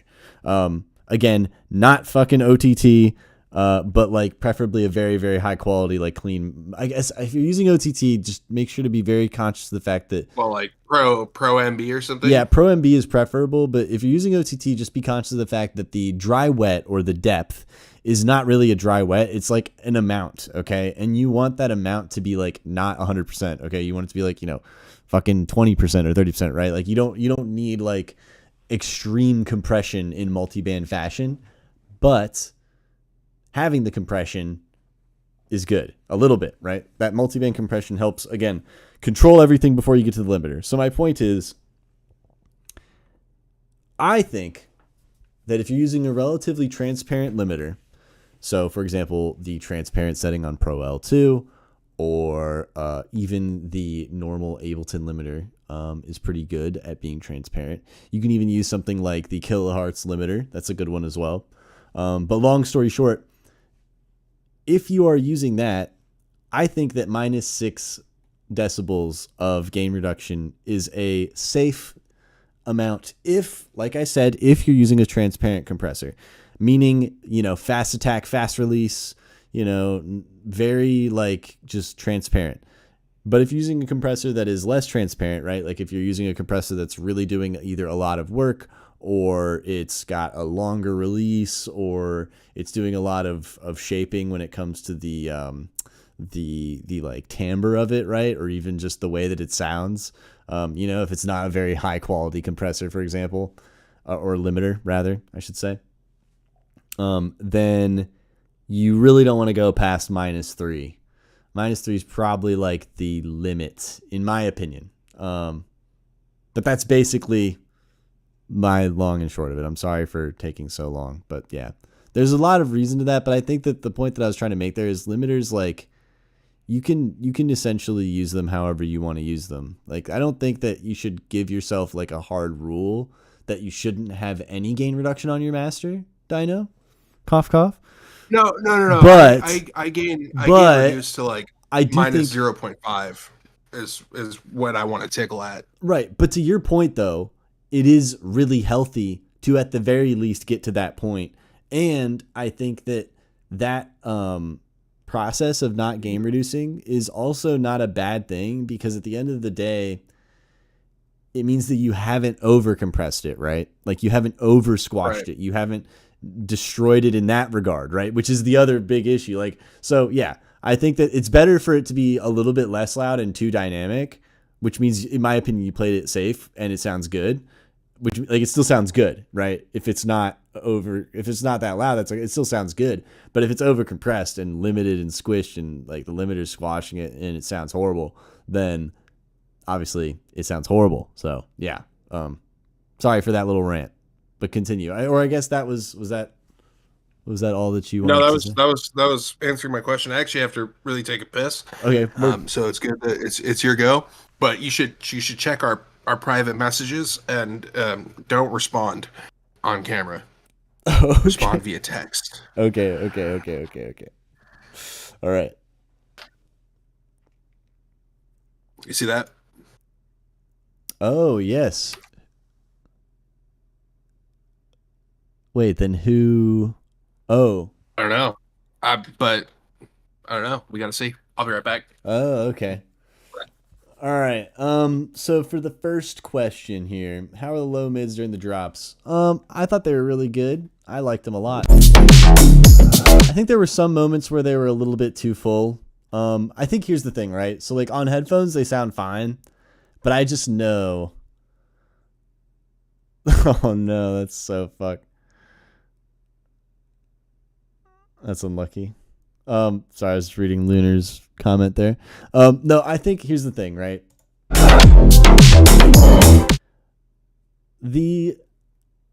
The low mids add a lot of mud on big speakers, okay? So in the context of headphones, it's not that big of a deal. It sounds pretty okay, all right?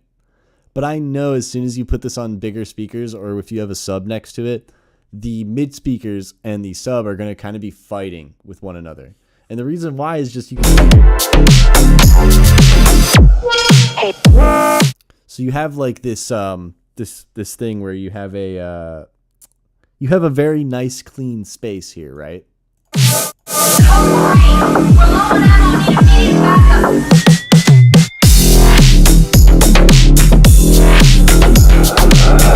But you can see how this peak, and I'm trying to find moments, but you can see there are moments where this peak at around, 127, somewhere in here, goes above the sub. It goes like all the way up to here where the sub is like all the way down here, right? So because that happens, and here I'll try and show you here. Because you have this basically happening, so your sub is here, right? There's your sub. And then the next harmonic that's like somewhere over here is doing this, right? So like you have this harmonic that even though there's a good distance between these two harmonics, right? Like you have like if this is 60 hertz and this is like, 120 or whatever, right? Like there's 60 hertz between these two, which is quite a bit. And I guess these would be even harmonics of one another, which is exactly what's going on. But the problem here is that this second harmonic is louder. So because it's louder, it steals energy away from the bass. And because it steals energy away from the bass, it makes your track feel less impactful, less full.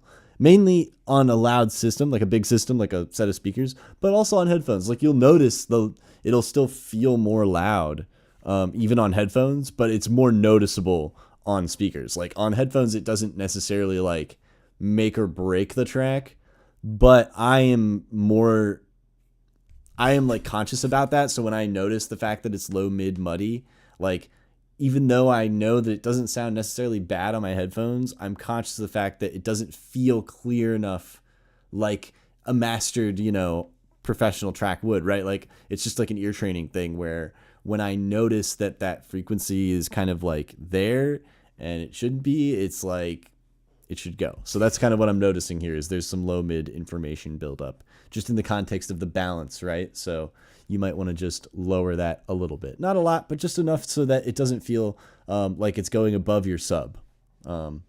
So like I said earlier, I think whose track was it earlier? Was it Muck's track or Shuli's track? I think it was Shuli's track with the low mid bass. That was like the perfect shape. You want the sub to be separate. You want the sub. Here we go. This is what you want, right? This is what you want. And this is kind of what you have, right? Like yours is actually kind of all the way up here, right? Like yours is like not outside the box, but you know what I mean? Like yours is above it, right? Where you want to be below the sub. So that's essentially what you want.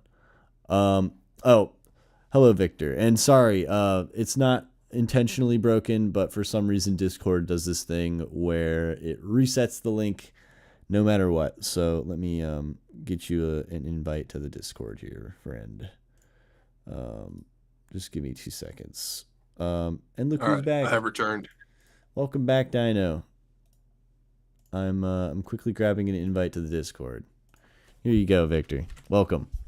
So anyway, that's kind of what we want, right? So your track is doing this, right? Your track is doing the black line up here, right? It's like obviously much higher, right? It was significantly higher, not for like extended periods of time, but the fact that it's even going above that is a problem, right? It's creating mud. It's creating this feeling of like, mud, which makes it feel less loud. It makes it feel less impactful, which makes it feel less cool. But I know that low mids are important, okay? So in the context of this song, don't get rid of them. Just lower them a little bit, right? That's all I'm trying to say. Anyway, so is your low end cursed? Oh wait, wrong track. Yes, it always is. No, I'm just kidding. The low mids were essentially good, right? They're just too loud, right? But they like feel nice. Like as far as like the timbre of them, you don't have to get rid of them. You just need to reduce them. Even more is what it looks like. Because it looks to me like you didn't reduce any of the low mids on some of your bass sounds, which is what I think you should do. Just a little bit. Again, maybe even dynamically reduce them, right? So that way they're not being cut so aggressively. But yeah. How's the sound selection? Yeah, Dino kind of really went into like the perfect, I guess, description of the sound selection here. I mean, it's almost there, but then the weird breathy sounds just do not work. I don't like them. They do not feel good. They're kind of unsettling. Like they like totally distract me from everything else in the song, which is not good because I really like all the other instruments. So I'm like, I kind of want to focus more on that. So try and maybe find some sounds that don't take us so far outside of the vibe of the track. And if you do want to use that sound, okay, but process it a little bit more to make it sit into the mix more. Maybe I don't know how, but make it less ASMR-y and maybe add, more reverb to it, more distortion, more effects, right? Like more, just less dry, more wet. But anyway, When I use animal growls like that in my tracks, I try and make them a forward element as like a call. So it'd be like whoop, whoop, whoop, whoop, like that kind of thing, right. or layer them on top of something else. It just as a background element, it didn't really work for me. Especially because I know what sample pack that came from, if I'm correct about it, and there's like way cooler like animal samples in that pack that you could use. Like way cooler. So I'm just quickly responding. So the submissions are closed for this week, good sir, Victor. But they open up next week at 5:15 p.m. Eastern Standard Time. And they close at 6. So come back next week for the Feef. But definitely come back next week, okay? But we appreciate you coming through. And you have the Discord link now. So yeah, in the stream, #stream feedback, that will open up at 5:15. So yeah. For anyone who doesn't know, now you know. But anyway, yeah. So I'm pretty sure it's Boom Library, animal sounds or creature sounds. Yeah. If I had to take a stab in the dark. And I like the idea, but it just feels so unsettling in the context of the mix, right? Like in the context of what's going on in the song, it just feels so like not in the right place.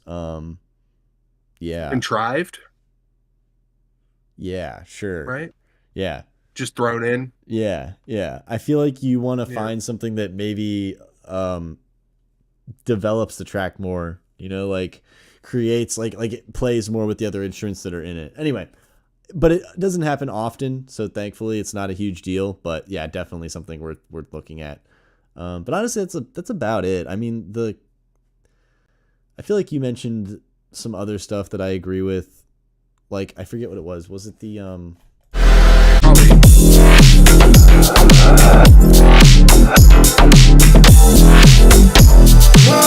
Oh, it was the kick under the snare. Yeah, that needs to happen. Yeah. That needs to happen. And then you can pitch the snare up too. Yeah, or even high pass it if you want. But I think pitching it up is a better option. I think Dino was onto something there. But yeah. Or you could even change it to a clap or like add a clap. I don't know, you can do so much more once you have that kick there. But anyway, yeah, I agree with Dino on that. But anyway, yeah, I think that's about it. Like, it's a really cool track. It's just low mids are a weird situation, right? Because we know that they're good in certain situations, and they are a very natural thing that do need to exist, right? Like they should probably be there. Not all the time, like, right? That's why I say probably. But for the most part, they should at least kind of have some notion of existence in the context of like a song, because it's what makes the song feel more full, right? There should at least be some frequencies in certain areas that are maybe less pleasant than others, just to help kind of fill up the fullness, which kind of makes it feel louder, etc. That sort of squashed energy. But you don't want too much, right? The thing is, as soon as you have too many low mids, you create this sensation of mud, which a lot of people don't like. It's not always an issue on headphones, but on speakers it is like extremely annoying. Like, I don't know if you guys have ever been to a to a show or listened to loud music on a big system, and it be a muddy track, but it essentially it like isn't very, it's like it's like you can't dance to it because there's nothing really there. Like, the dynamics are lost. Like, you don't get to discern things. It feels like there's a lack of clarity, which makes you feel like everything is just underwater. It kind of just removes a lot of that just natural incentive to dance. So yeah, muddy music for me is not fun. Yeah, it's just like, yeah. Because I think intelligibility is everything. So as soon as you have too many low mids, you lose the intelligibility. And the intelligibility going away means that people can't hear your song, right? Like, they can't pick apart the instruments and really like pay attention to the craftsmanship that you've developed for each thing. And like, that's the whole point, is to like show off all of these different instruments in an arrangement with, certain articulations and things like that. But in a way where they're not fighting with one another, but actually like dancing together, it's kind of like an interlacing. What do you mean? You don't like white noise with the subtone under it? Actually, maybe that's the future. That's going to be the future, Dino. We're going to be in like the year 2080 or whatever, or 2050. Anyway, and we're just like, I like this track. I think Magda would like this track. It was good. It's good. That's why I'm saying what I'm saying. It is so good. Yeah. But yeah, the low mids were like a little bit loud still, mainly on the bass. So yeah. I think Guava wants a skip, or he wants a rearrange. Okay. So where do we put him? So I would imagine that he would go after middle management. Okay. Alrighty then. All right. Well, what is middle management, Dino? What is this? What is this, dude? I've got to ask. Just play the track, and I'll address the questions after. Okay. Okay. Good. All right.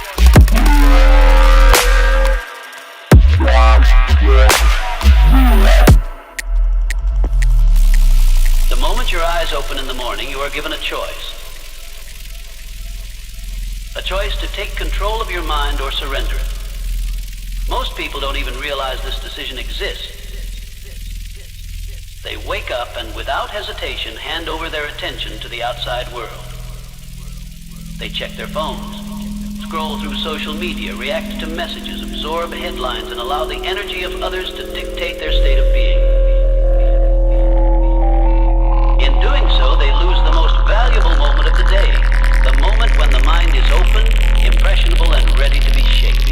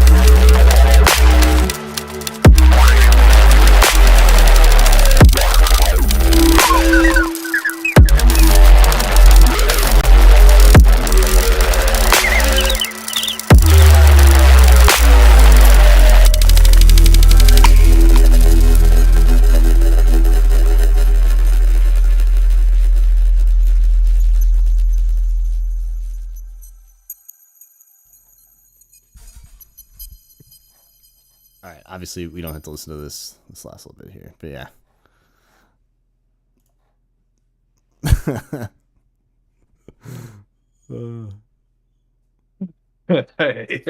It sounds like Dinos from last week with crazy faces. It's pretty accurate. Well, damn. I fucking forgot to get the questions up, so that's a oopsie. But these are the questions I was able to come up with. Just the first one's a cop-out question, right? Like, so that's what I mean by you don't have to be like super not lazy, but you do have to kind of be like a little bit not lazy. You know? How is the mix on this? I'm gonna say something controversial. I'm gonna say something controversial. Okay. Is it bad? It's bad. It's horrible. I don't know. Let me get a portion of this of the second drop. Through Discord, or do you want to listen to it on your end? No, through Discord. Go ahead.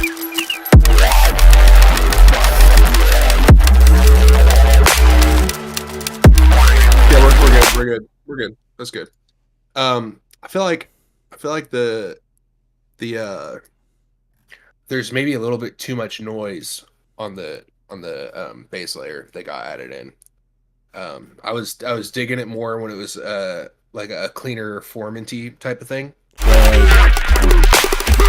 Right, like this section, it's like less noisy. You still have some of the clarity in the, but then here, I agree with what you're saying. I see you. I see you. And I think that's probably because in the original I sent you, there's that second noise layer on the bass where it's kind of subtle, and you probably accentuated that, or just threw stuff in on top of it, and it all stacked. Right. So that's probably a my bad situation on that one. Well, I mean, it's also like, sometimes I don't even think about that when I'm throwing like OTT saturation, things like that. I'll just like throw it on and like, I do it because I know it's good. And then sometimes I'm like doing it so fast that I don't stop to think, what does it sound like on its own outside of the context of the mix? Because most of the time I'm developing it in the context of the mix, which, right. Whether that's good or bad is another question. I think it's okay, but you know what I mean? Like you're essentially not really hearing the song or sound rather on its own, which kind of creates a situation where you can, if you're fatigued even a little bit, you're going to think that the high end is the high end is going to be masked slightly. So the high end of it is going to feel less noisy than it actually is. And that's probably what happened. Right. And then can we scroll down and see the other questions, please? Yes. Because of course it's in the second half of the song, right? So it's not in the beginning when I was first working on it, but late. Right. Yeah. Well, and then also in the second half of the song is where I introduced that layer, that element. True. So I'm thinking if we go back in the project and we cut that out, we might be able to hear. And so if you guys are wondering, this is a collaboration apparently between me and Magnet. I sent him the project file, and this is my first time hearing this, so this is my raw reaction. It's kind of an unplanned thing too. We just kind of were like, fuck it. How are you feeling about the balance, especially are the basses feeling dynamic enough? Again, yeah, and this is addressing that second section again. I feel like it's more of the same and not different enough. It could be, and I really liked the direction that you were taking it when you first started working on it, when it was just like that super clean formanty, like not so noise. Well, I feel like stuff. when you're right, because the noise, the problem with the noise is it creates this feeling of everything becoming the same kind of like mushed timbral, not mess, right? But you know what I mean? It's like this monotone thing, right? Versus without the noise, you get all the clarity in the different formants, so you get this timbral difference, which to your point helps with the, and then it also masks a lot of the spectral stuff that's going on in the second half. Like you can still pick up some of the spectral stuff that's going on in the second half. The spectral fills that happen. I don't know if they're fills, but the stuff that's coming out of Razor is kind of spectrally. And so kind of you're losing a lot of the clarity that this track originally had, which is fine, right? But we want to be able to separate that out. I think there's maybe just the noise is doing a little bit too much, and your reasoning for why that might have happened, I think, is spot on. It's because at that point you had been listening to it and you got some ear fatigue to it, and it wasn't as crazy. And then how can we go further?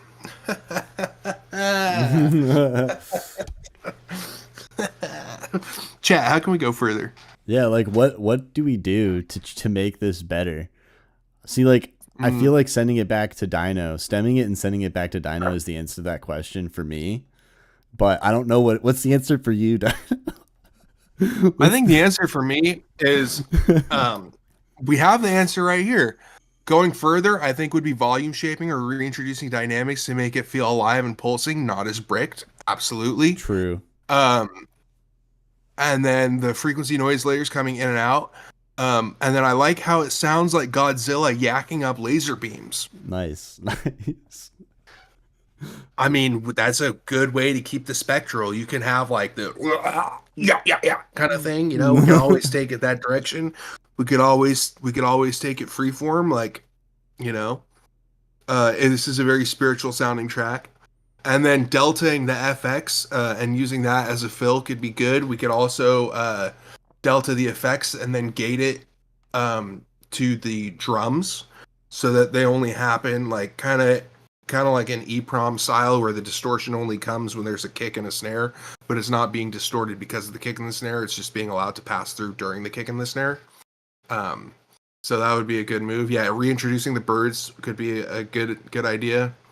Yeah, right. Exactly what Colin just said. Having a thick kick and snare pattern and the bass noise every time it hits. Yeah, gating it against the kick and the snare, I think is the correct direction. And the fact that Colin had that insight as well, I think is probably the move for, especially if we're going to keep it filthy like this.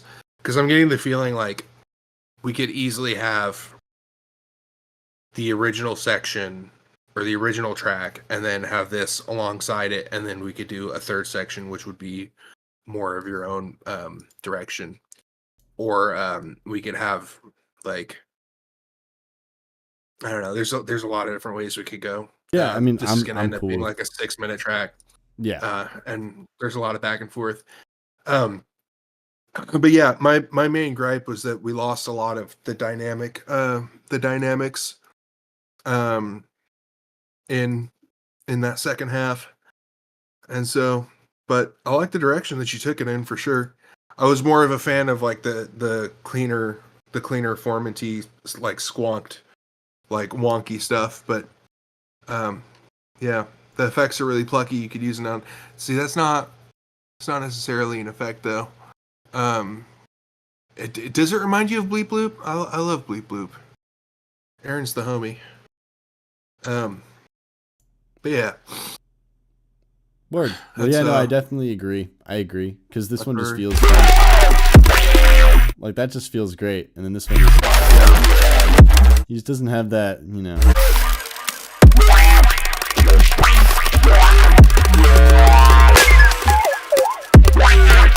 You know. Anyway. Yeah. And then maybe we could change the birds up in the like really aggressive section and bit crush them a little bit and make them like turn them into like digital birds, like how real birds are created by the government and fake and robots. We could make the birds into fake robots. You know what I'm saying? Of course. Make it sound like their batteries need changing. That being said, I think that's I it. will have to be right back for just a second. Okay. Well, I guess in the meantime, I can mess around, play some piano, maybe. Say hi. How was everyone's week? What did you guys do? Anything fun?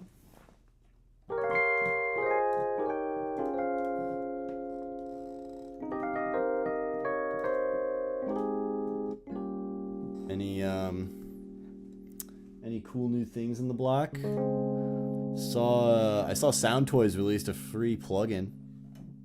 Thought that was kind of cool.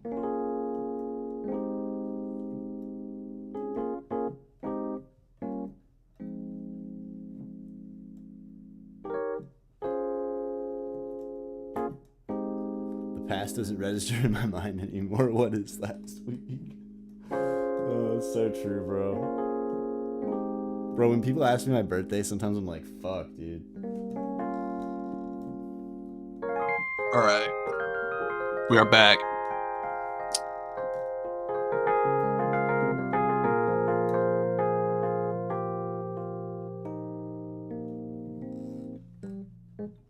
All right. Welcome back, Dinah. All right. I think we're ready for the things we do for lust.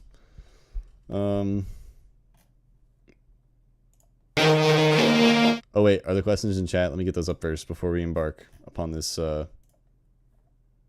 vibe. Where are they? Let's see. Here they are. Holy crap, these are questions. Hang on a second. Let me do some editing here. Pretty large questions you got here, bro. Good, we like large questions. Yeah, there's nothing wrong with that. Just an observation. All right. Let's do there we go. All right. Things we do for less. Now we can embark upon the journey. That is the song. All right, let's get it.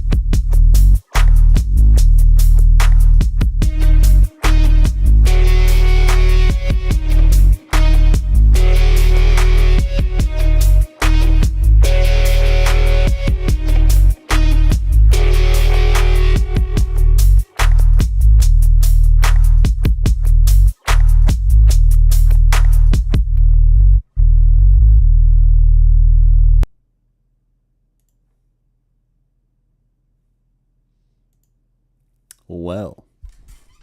Whoops, sorry.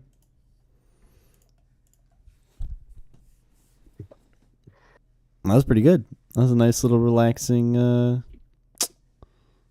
little dub track. Little dubby boy. Dino's enthralled with this conversation. He's trying to rope Colin into getting on here with us and It's because whenever Colin joins us, it's a fucking hit, man. Yeah. Yeah.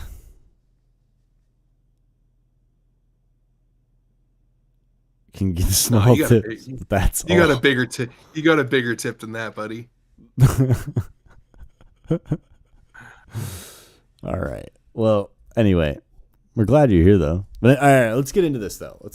Dan. So who goes first? Is it me? Am I going? I think it's you going first. Mostly because I have to go check on my rice again. Okay. All right. Word. So all right. Your biggest grip is the second drop. Does the guitar riff change the mood of the song too much? I mean, here's the thing. I think that the guitar is fine. It's just very dry, right? Like in the context of the mix, I feel like it wants to be like this really lush, spacious instrument, but it's this very dry, like, instrument that isn't very spacious. So because of that, it just feels kind of weird in the context of everything, because I feel as if it was more spacious, it would definitely feel like it was just more connected to everything. Because as it is now, it feels a little bit disjointed, and I think it's just because of that, because there's just less space around it. It's very dry. It's very, for lack of a better word, abrasive. You know, it's very clear, which means it's kind of cutting through a lot. But because it's like so aggressively cutting through compared to everything else, it's like, whoa, guitar, you know, out of nowhere when it does come in. When it does like come in each time it does. But like I said, man, some delays, some reverb, some even doing stuff like Paul stretching, which is something you can do inside of Audacity. If you ever look up Paul X stretch, there's a VST that lets you do it as well. But long story short, there's a lot of ways you could add atmosphere to like fill in that empty space surrounding especially the guitar. And yeah, my recommendation though is a reverb. Heck, you could even get spicy and maybe even go with a shimmer reverb, and that actually might work in the context of a song like this. So yeah, that's something to think about. But anyway, that is my answer to the first question. So yeah, I don't think you need to take it out. I don't think you need to change it. I think you just need to adjust the, I guess, how it's sitting in the mix, what you're using to help it sit in the mix. And it's mainly that spatial kind of issue that I'm noticing, that I think if you solve that, you'll have no issues. Or at least maybe something else will pop up, but it shouldn't be the guitar. Anyway, probably need to smooth out the transitions. Do you have any specific suggestions for the middle when it drops, or just bass and the very end of the song? To just the bass, sorry, and the very end of the song. Let's look at the...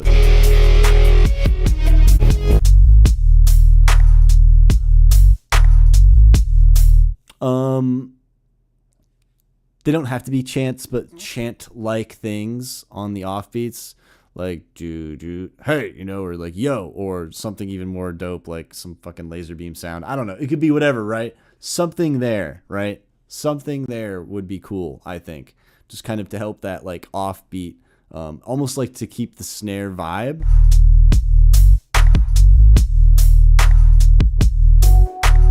But it's like reinforcing it, right? So it's like, again, it's just like another way to like reinforce that minimalism, right? Because you're stacking up these vocals now with the other drums, like the hi-hats and the kicks and the snares. And like by doing that, when you have these chants happening, not often, by the way, but just like, you know, once every, you know, like probably on the, what would it be? The 2 and the 4, right? Or something like that. Basically where the snares are, or in between the kicks and the snares, right? Either or works. But long story short, I think that kind of stuff helps like reinforce the minimal groove that you have going, which makes it feel more impactful, right? It makes it feel like, whoa, this is a big change. But obviously not adding more. It lets you stay minimal. It lets you stay like in this kind of like breakdown vibe without, you know, like, returning to the drop energy, right? Like it's still going to be a breakdown. So yeah, I think that would work well there. So yeah, that's my recommendation there.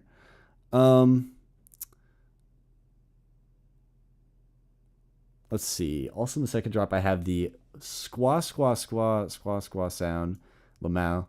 Should I take that out or drip it more throughout the song? What the heck is he talking about?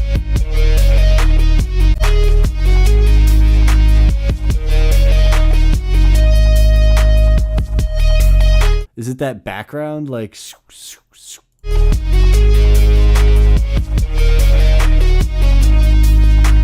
I like it a lot. I think you should definitely add that throughout more of the song. I think that sounds good.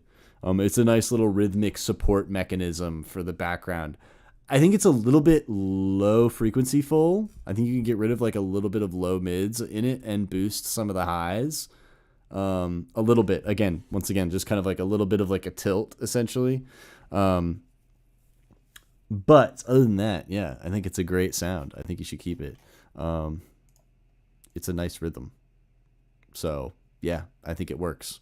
General Bunting Grants and Raised Snide remarks are welcome. I am not Bunting. Bunting is not here today, but Dino and I, Magduit Shell, do our best. I have a few other cool tracks that needs help, but this one is one of the closest to finish, so help with the sealed deal on it, file tweakings, maybe some finish. Okay, so like, yeah, I feel like you basically have got a really cool song here. The biggest thing, I answered all of these questions, of course, but yeah, you're good. No, you're good, dude. Yeah, now it's the admins run the Feef now. We've taken over. Yeah, I think the big thing here is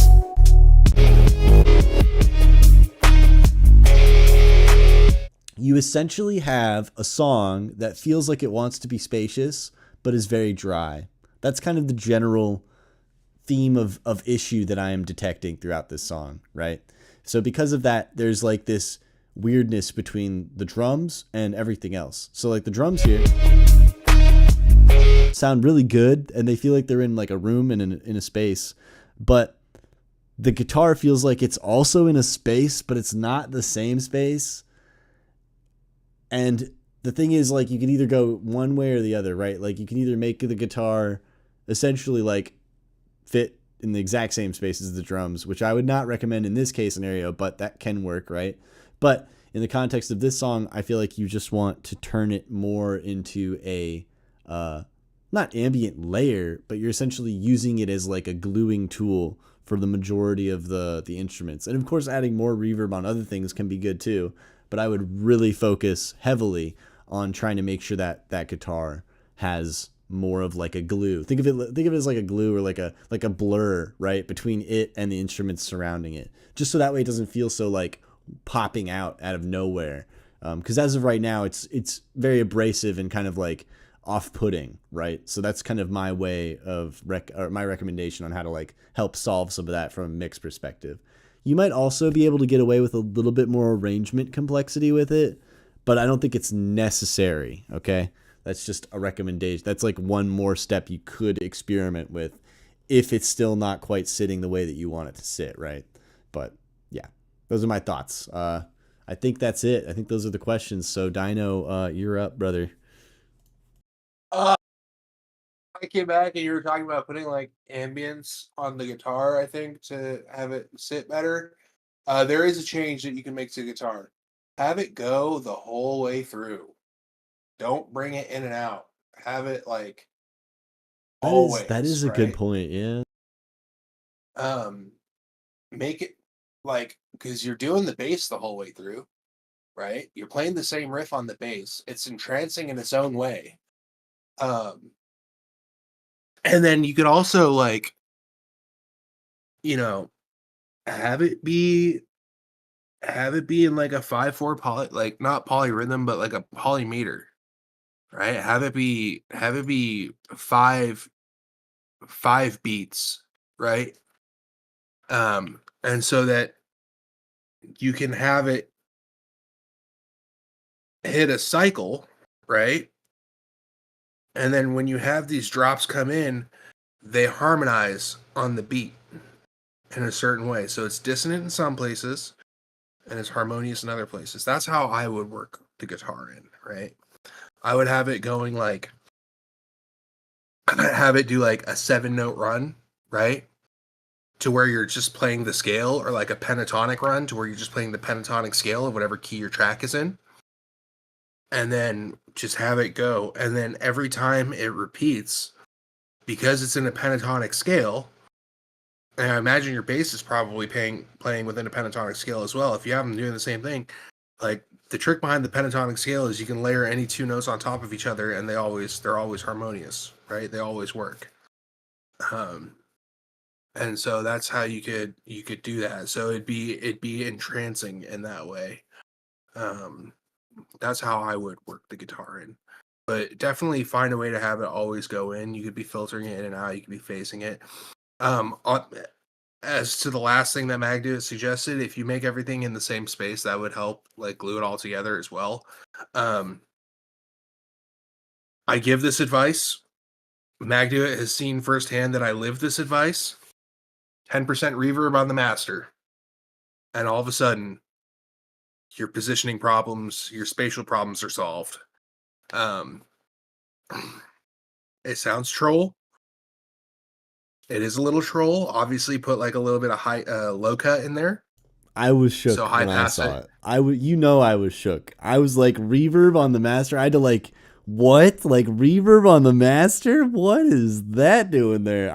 But I mean, it did sound okay. But then it did sound okay. But then you listen to it with and without, and it made sense. It did. It made sense. He's not wrong. I won't condone it though. Still, Dino. I can't condone reverb on the master. That's fine. Yeah, you should definitely have like the same reverb on a bus level and not have it on the master, just because it like occupies space in your mastering chain. like you want to have that before. You also want that like before stuff. You know, like you don't want that like after your multi-band compressor, after your master. Right. So EQ. you just put it before everything. That would be the first thing on the master. Yeah, of course. On the main, yeah. Of course. And when we say master, we mean the master track. We don't mean like a mastering process. We mean like the main output. Yeah, like you know how every dog the master fader. Yeah, you got like all these tracks, and then there's like the one track that's like the actual track that everything goes to. Yeah. So that is a troll and easy way to quick fix. Or alternatively, you could put it on a send. You could put it on a send and have everything go to that send, which would probably be the right way to do it. That is the right way. I've been realizing I need to rebuild my template. Yeah. Because you gotta have saturation. Little bit of like 5% OTT on the master. I'm not even kidding. I wish I were. All these things that like when you process things together, like as a group, and you put them in the same space. But yeah, why sends? Because it saves on CPU power, and it effectively does the same thing. And so a send is parallel processing, right? Instead of serial processing. Serial processing is when you have when it affects it as a whole and you get no dry signal, whereas a send is dry plus wet. Well, I feel like the other cool thing about it is it lets you more easily utilize it, like you were saying, like in a parallel processing kind of way. Meaning, so when it comes to utilizing these reverbs, right, putting things in the same space, like Dino and I were talking about earlier, it's easier to do that if you literally are putting everything into the same space, right? Like if you're literally just putting it into the same reverb, it is if it's all coming from the same cathedral hall reverb, like plate reverb, spring reverb, whatever it is, like it's gonna sound like it's coming from the same place, even if there's other levels of reverb on there or delay. And then another good one is like delay, like have like a fast delay, like a 16th dotted note or 16th straight or 16th triplet, just doing like 2 or 3 hits very, very, very, very low, very quietly, to where it's one of those things where like you won't notice if it's there, but you'll notice if it's gone once you have it there, and it makes a huge difference. And then I don't know what the squaw was. I wasn't even picking that up. And then for the transitions, like again with that guitar, if you have that guitar going all the time, You can choose your transition points because, like, we don't have to play the 16, 32, 64 game when we're talking about this kind of music. Like, you don't have to play by EDM rules if you're not making EDM. So why would we even worry about transitions like that? So you can set your transition points wherever you want them to be. And if it were me, if I were doing like that 5-note guitar riff, to where it's like 5 notes and then it resets, so it'll be offset by 1 note and a 4/4 timing, right? And it's always going to offset. So every 4 cycles of that will be 20 notes, and that's when you'll have, like, it'll be 5 cycles of the other thing. That's when you can have your transition. So it'd be 20, 40, 60, 80 instead of 16, 32, 64. Or you can just cut it and reset it anytime you want. Yeah. But I don't know what the squaw was, so I'm not gonna. I can't address that because I didn't even pick it up, which might be something to consider. I can try. Other and rants show and you. raves.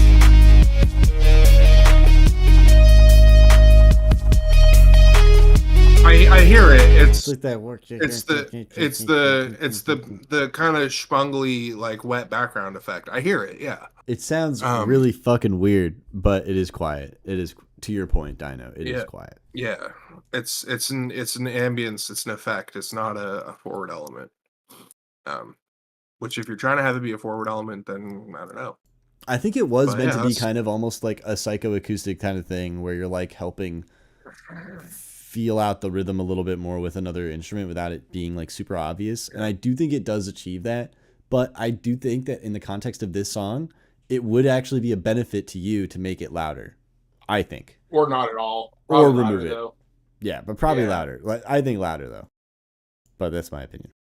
Yeah, especially with the way you have the bass going, you could have it be louder and then more rhythmic. So don't have it sustaining the whole way. Have it like play that section so I can just anywhere. Just input.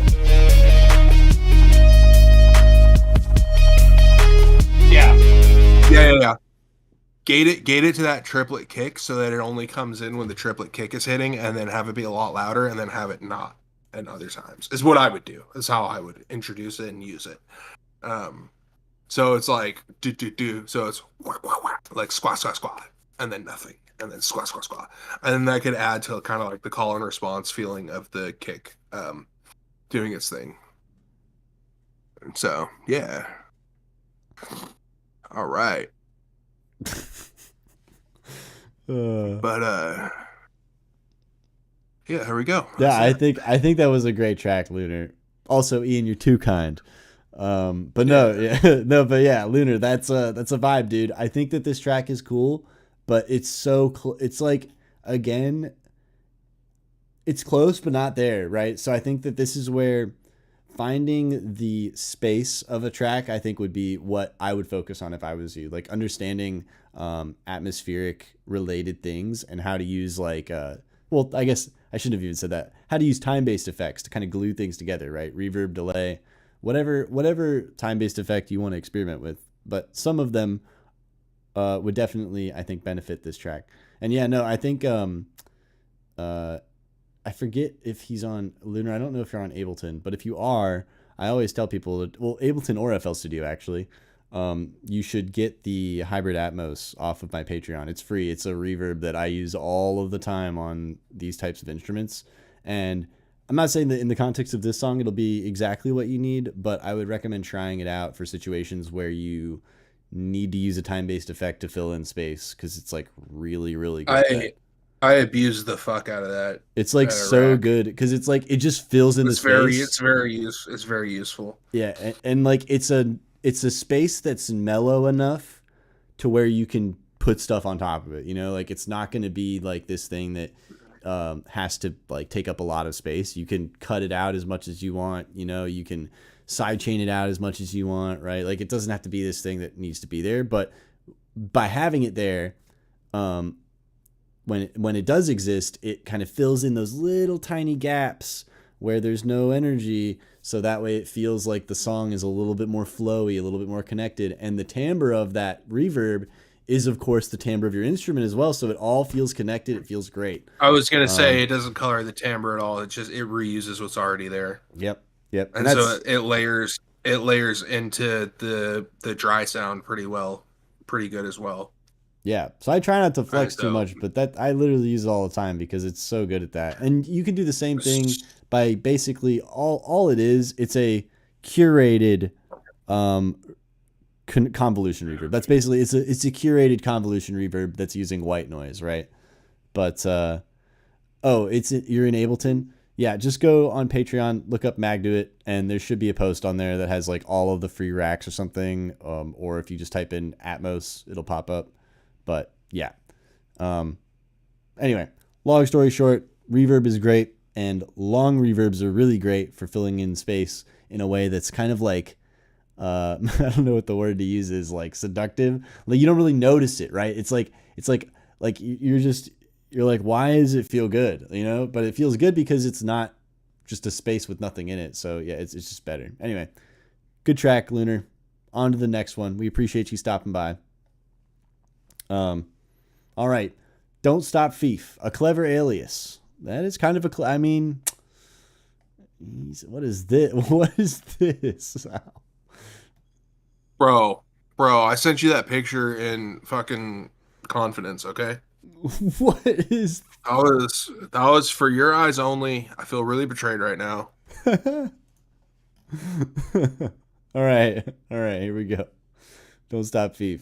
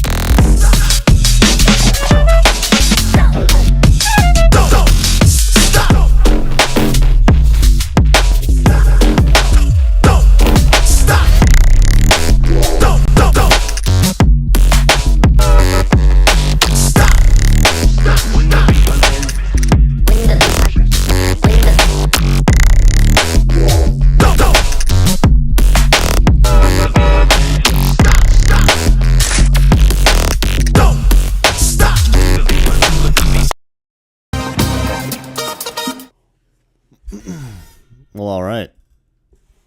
Whose turn is it to go first? Is it me or you? It's me. Okay, flex, bro. Yeah, you had a little bit like too much dynamics in the beginning. So a little too dynamic, I'd say.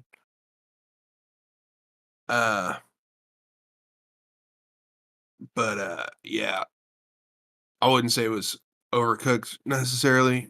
Um, by chance.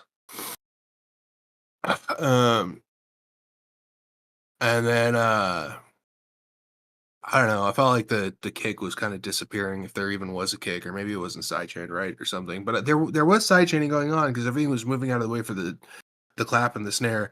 And then also keep your bass right down the middle. Even with my impaired hearing imbalance right now, I could tell that bass was panning, and that's not necessarily the best move. Oh, we got another bingo. Shoot me a DM on Discord, and I will verify your bingo.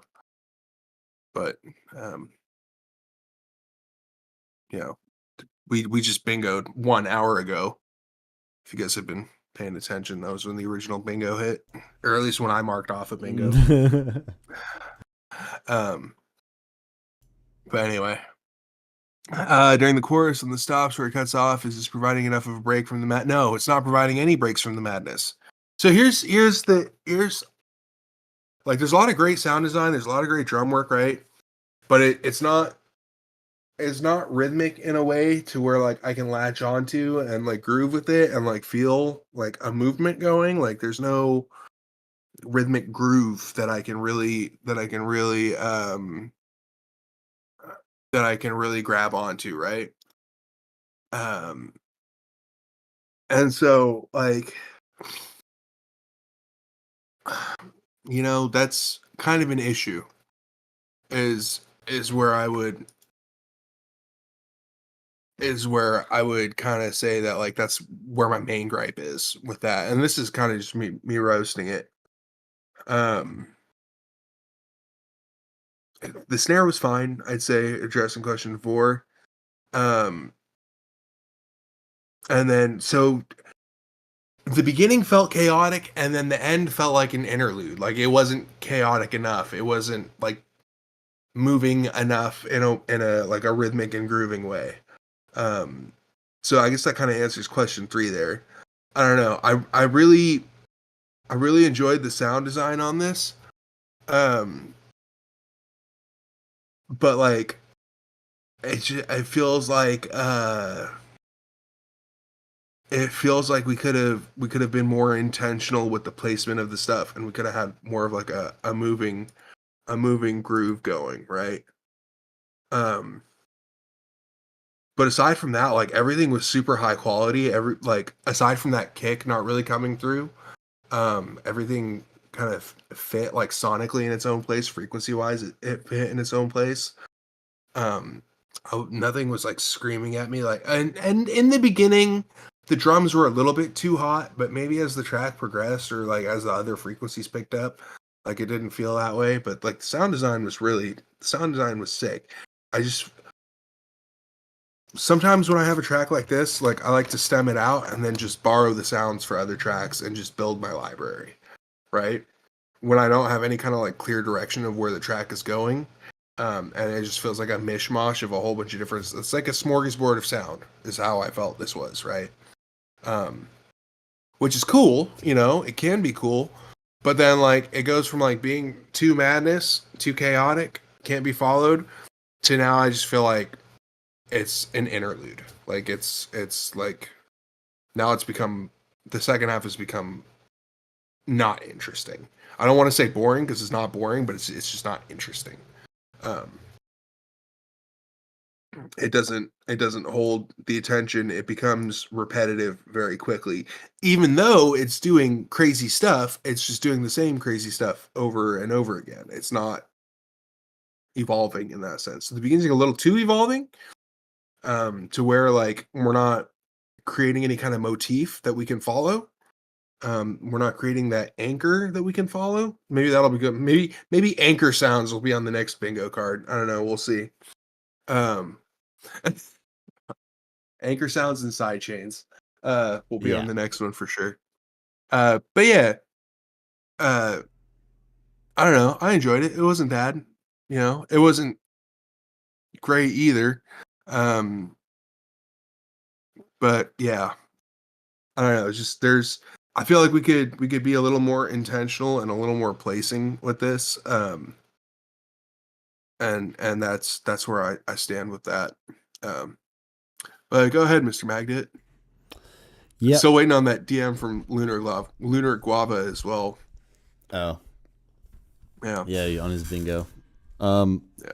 Yeah, I think that I agree a lot with what you're saying here, Dino. I think I'm not even gonna address the questions first. I'm just gonna say this one thing.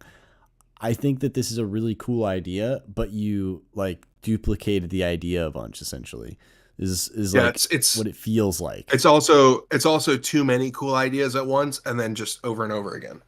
Yeah, I mean, like here's the There's thing. not At enough first, variance in the arrangement. at Sorry, go first it kind of works, right? It has like an IDM, like a reminiscent to IDM sort of vibe.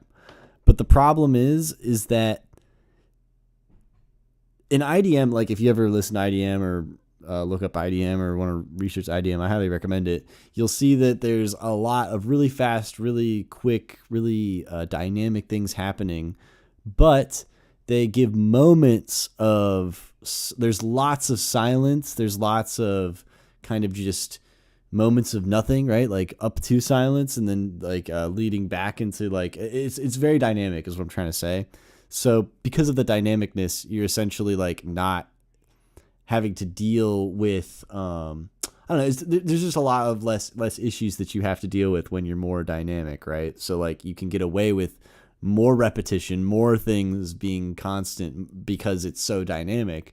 Whereas in the context of this, it's IDM-y, but it's also not as dynamic as it could be. And it's also, and this is mainly from a timbral perspective as well, because in IDM, the other thing you'll know, if you listen to any IDM, is that not only is it dynamic from the context of like, you know, the actual loudness of the instruments and things like that, the ADSR, all that, it is dynamic in that regard, but it is also dynamic in a timbral regard. There's constantly just different instruments happening, different percussion, different, like always new timbres evolving in an IDM song. So I feel like in the context of this song, you could benefit from referencing IDM songs and just seeing that genre and understanding how often you should be changing up your flow, because you essentially kind of have like a glitch hop IDM thing going here, which is pretty cool. Like that's unique. I don't think I've ever heard anyone really do that. So it's dope, but the problem is that you got locked into like one loop of the IDM idea, right? You should evolve it. You should expand upon the timbres, expand upon the drum sequencing, expand upon, you know, a lot of the different ideas. You know, when it comes to like grouping, right? Like obviously you can change a ton of different things, but those are kind of the things that are just coming to mind. But yeah, yeah, I mean,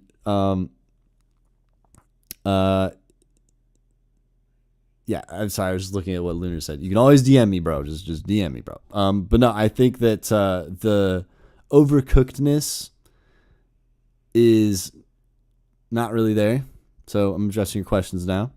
I think the overcookedness wasn't there. It wasn't really that overcooked. I think it was kind of undercooked, actually, like at times, in terms of like,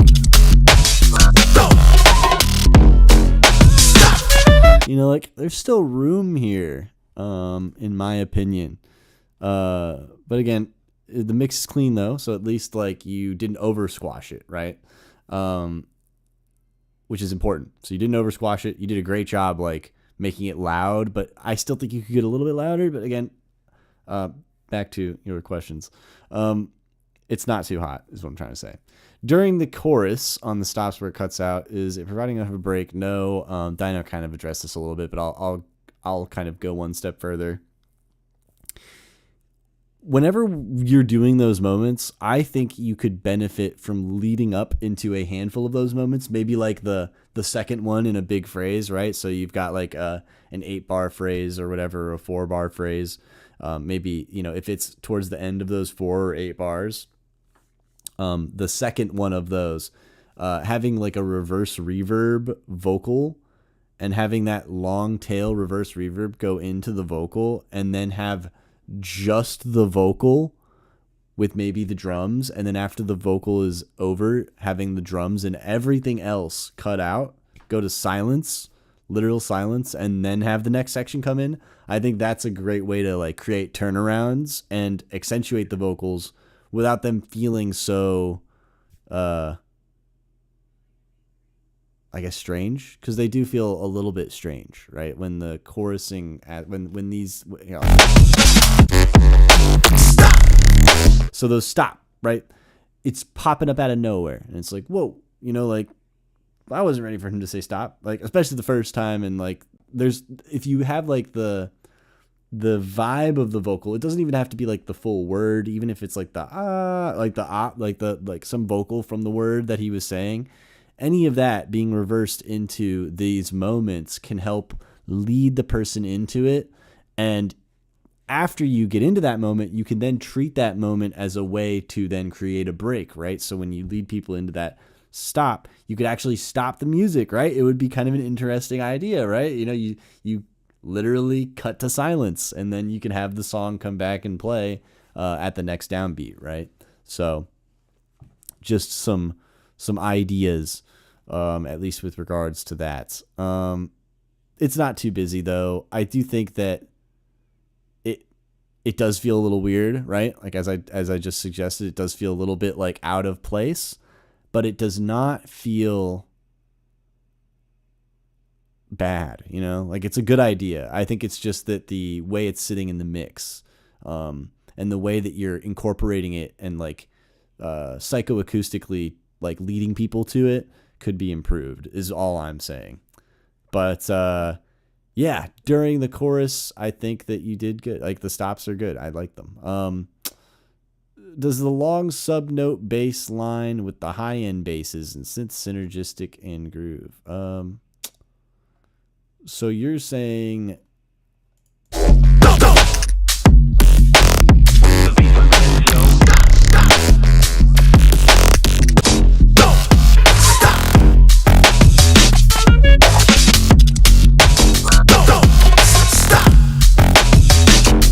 yeah, I mean the balance is good. I don't think there's any issues with that. I think the groove issue is with the drums mainly.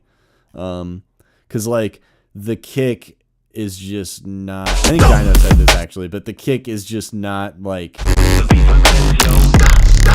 when that kick hits there, especially on this downbeat. Listen to this one downbeat. Like that kick right before that stop, that should be punching, man. That should be just like this one right here. Like those kicks, like those need to be like, especially in these breakdown momenty kind of like, because it feels like you're trying to do a breakdown here, but it's so full and the drums aren't even hitting when the song is so full, so it just feels kind of weird. If you want my recommendation though for certain ideas when it comes to arrangement, there could be a breakdown somewhere in here, like a very like obvious breakdown. There really isn't one that's very obvious, but you know, taking out some low end frequencies, taking out some energy from the drums, things like that. Just having like a very dedicated, like here's a breakdown in the middle of this would be very nice. But yeah, I do think that as far as the grooving and the way that everything works together when it comes to the high end basses and the synths all work together. I feel like the sub, I didn't really see a whole lot of issues.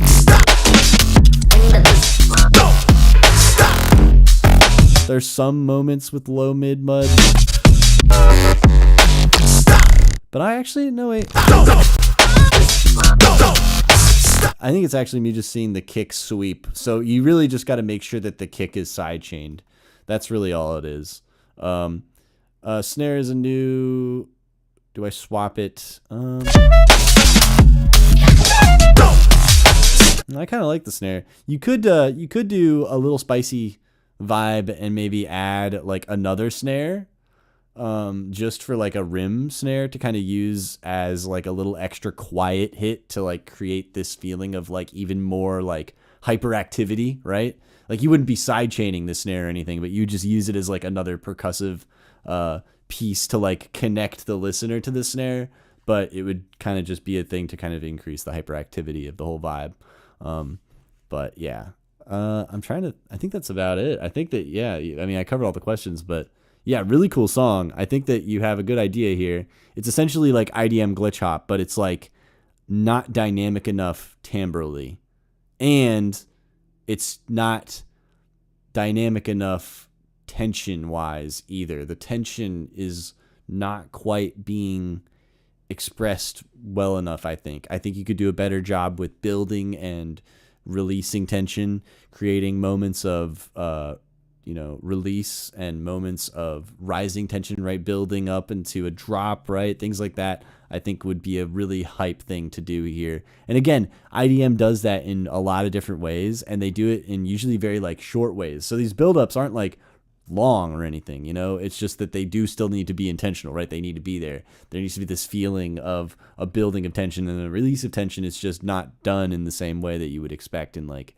a dubstep track, for example. So yeah, I recommend looking up Mr. Bill's IDM songs and just referencing them while you're working on this from an arrangement standpoint, just to understand like, okay, when do I need to worry about the timbre changing, right? When do I need to worry about changing up the flow? When do I need to work? Like, I think that observing that style would help you a lot when it comes to this speed vibe. Like, you know.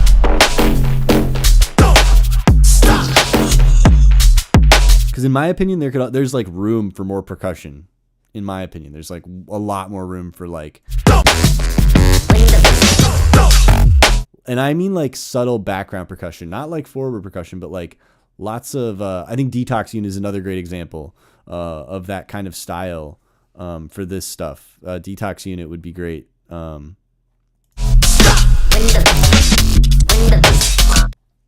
yeah, still really dope, excellent work. I think you should definitely keep working on the song. So definitely don't stop on this song, but go deeper with it, right? Expand upon the idea that's here, because you have something good. You just have to water the plant, like make sure that it's a sapling now, right? But you want it to grow into a tree. So yeah, those are my suggestions. Dino, take it away. I went first. Oh, that's right. All right. Thank you very much. A clever alias indeed. Can't deny that. Oh snap. Okay, here we go. We got ourselves a yodeler around here. Oh boy. Oh, I like this picture. That's how you write questions, by the way, guys. What? Oh yeah, that last one, the lunar. Well, both of these are great. No, yeah, that right there. Oh, this is fire. These are good questions. And he even has the thank you fam. What a guy. All right. Let's embark upon the flute journey.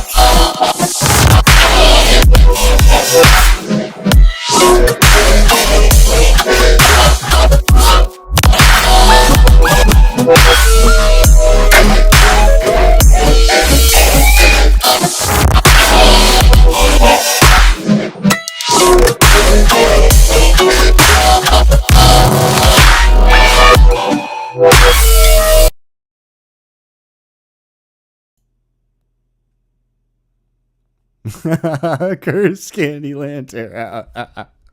That's fucking great. I think is this your first time hearing a call-in track? Cursed Hanky? Candyland Terra. That's so great. That's fucking funny. Holy shit. All right. Is it your turn to go first? Yeah, I think so. No, right? it's it's me. It's all you, Fuck. buddy. Yeah. Dude, holy shit. Good luck. Have fun. All right.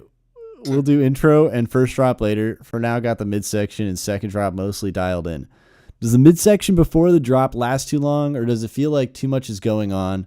Does it segue well into the second drop, or should I give more indicators and build? Is it too transienty and in your face for the midsection, taking the contrast of powerfulness away from the drop when it comes? All right, let's see here. So that would be.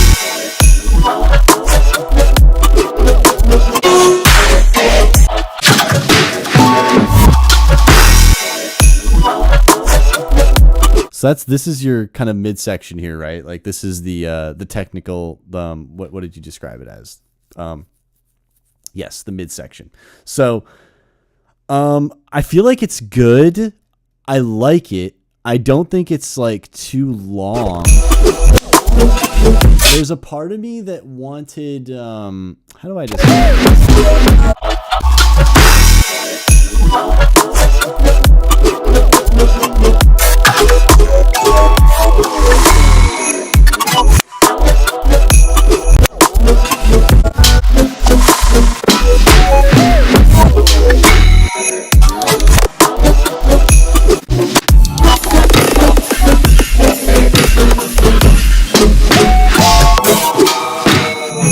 I just wanted to make sure. Yeah, so the big thing is when some of the vocals hit that you changed, some were like louder than others. I don't know how to describe it. It's like some felt like a little bit too loud, if that makes sense. Like only a couple. I'm trying to find them.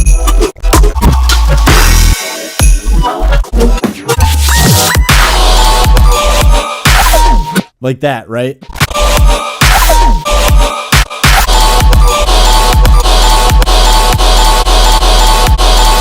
You hear that? You hear that? That's harsh? a really grating sound. Yeah, You didn't that. need to hear that. Well, I'm 17 trying times to. over I'm trying again, to dude. show him. I'm trying to show him. That's the sound I'm talking about. All right, jeez. Just bring that back a little bit. Not a lot though. All right, don't kill the whole vibe of the whole thing. Okay, but yeah, just like a little bit less of that, and you're good. And I mean, like, just it's in the vocal. I think like it's the breathiness of it probably, or like I don't know what's causing it, but you'll figure that out. Yeah, so that's my opinion. I think that the contrast of it all was great. I loved this part. I loved how it's nice and like, low energy but still full, like it feels like a breakdown midsection, but you still have room to like pop that final like drop, so it actually, slaps and feels good. So you did a good job there. The drop does deliver. So yes, any points on cadences, rhythms, repetitions, fills that don't make sense? I really didn't have any issues with any of that. There's a part of me that wanted a little bit more frequency manipulation when it comes to like helping me know when a transition is happening, like I feel like this transition, it felt a little weird because of how like slow it happens, and there's just, I need like a little bit more help into that moment, it's cool though, but it's like, I kind of had to like, I didn't really know I was in the drop until like after I was like a few seconds already into the drop, and I was like, oh, okay, now I'm in the drop. Oh, okay. Like I had to like realize that I don't know. I feel like you want to make it a little bit more, again, these are just my opinions.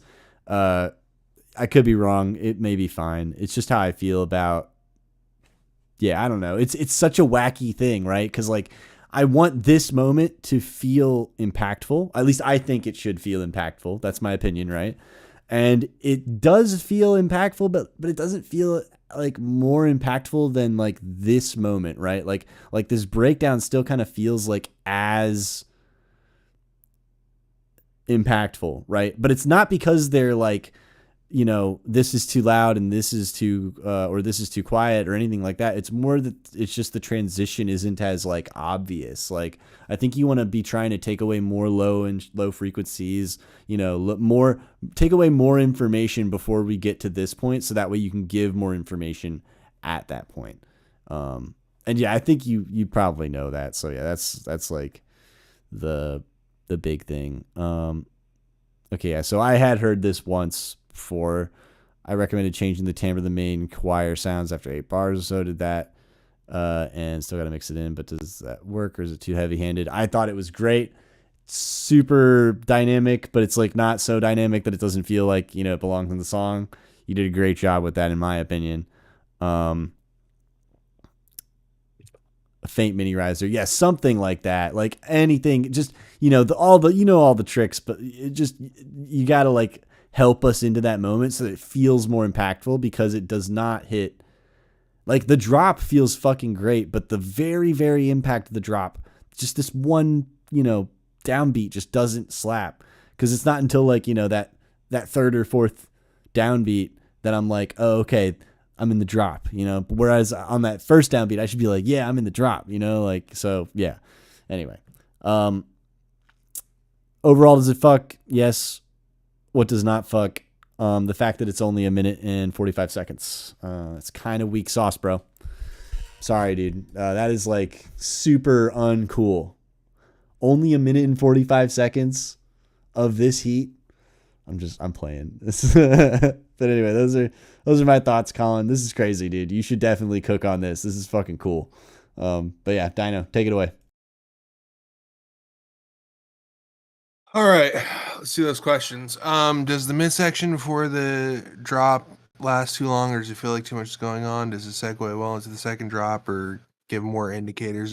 What I love about your tracks, bro, is that I have no idea what the fuck is going on, and I'm just grooving the whole time. So I don't even know how to answer that question. Does the drop deliver any points or cadences, rhythms, repetitions, fills that don't make sense? None of it makes sense. And that's the beauty of it. Okay? Whereas so the last track was just chaotic to be chaotic, right? Was it the last track? Yeah, the last track was chaotic to be chaotic, right? Yeah. This track is controlled chaos, right? And I'm agreeing with Anki here. It's cursed Candyland, tear out rhythm, clowncore, etc. Right? Is the best way to describe it. And there's definitely a market for that. Overall, does it fuck? Yes, it's very loud.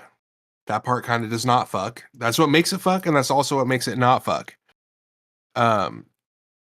So like, yeah, this is like Willy Wonka fucking K-hole hell, right? Gnome step.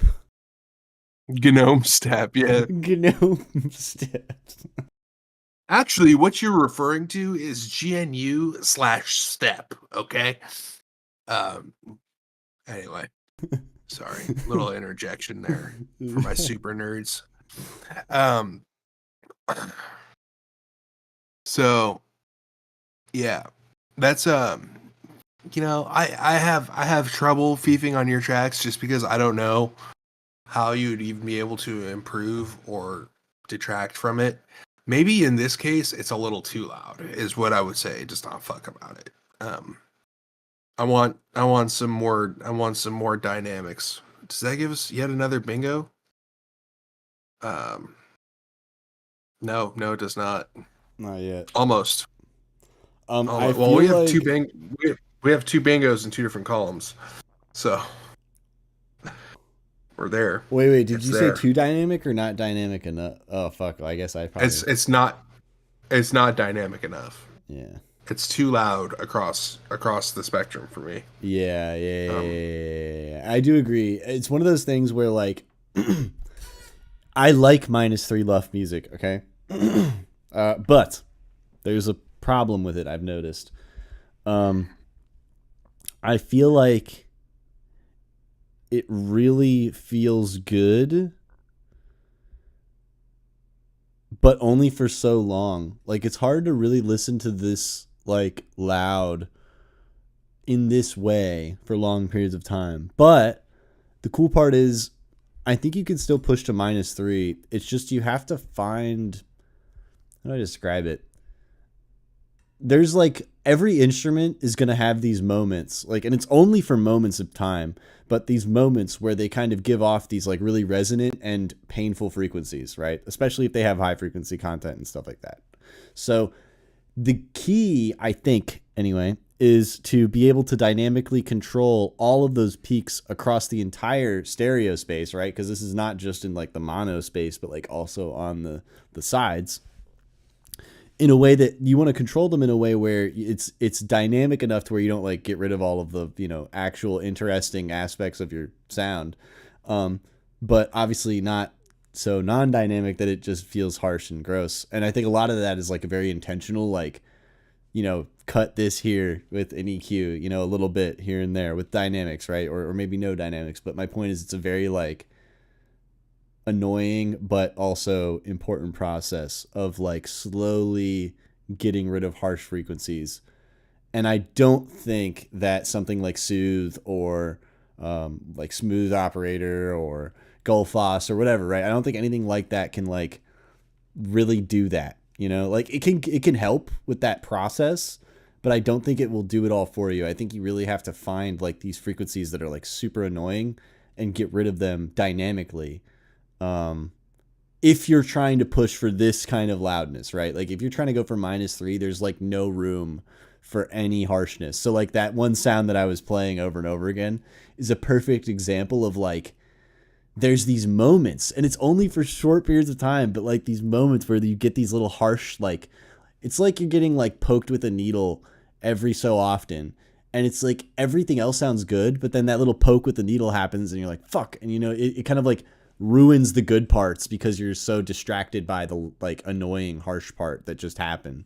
So in the context of what Colin's doing, by the way, I am fucking going really ham right now, Colin. Like, I don't mean that it's very harsh or anything even close to that. So I hope that you understand that. I'm just saying this in the context of like most songs, it benefits to have a little bit less harsh stuff. In the context of this song, there are a couple of moments where that happens. And I think if you tame that, it might not be as big of an issue that it's this crushed, personally, in my opinion. But I have noticed that even my own personal tastes have been gravitating more towards around -5 to -6 LUFS. But I still love that loud shit, all right? I'm sorry. -3 is still dope. But yeah, that's all I have to say, I think. I think that's it. All right. Are we ready to get on to the last track of the night? Yeah. Thank you, Colin. That was sick. Come through more. Right. Come through the Feef. And yeah, come join us to host. We love you. Yeah. All right. We're looking forward to having you Feef with us again as a Feef Master Supreme. Yeah, Feef Master Supreme Maximus the Third. Thank you. All right. So we're back again. Let's fucking go, dude. Part 3. I'm pretty sure this is a continuing vibe, right? Because I feel like Jest has had multiple tracks now that have connected to each other. Am I wrong? Maybe I'm wrong. Maybe I'm losing it. I didn't think Maybe he's just a really spicy producer that has a sound set that he relies upon and uses effectively, and therefore it's an EP. his tone is similar. Yeah. Well, all I can say is I'm excited. Let's get into this.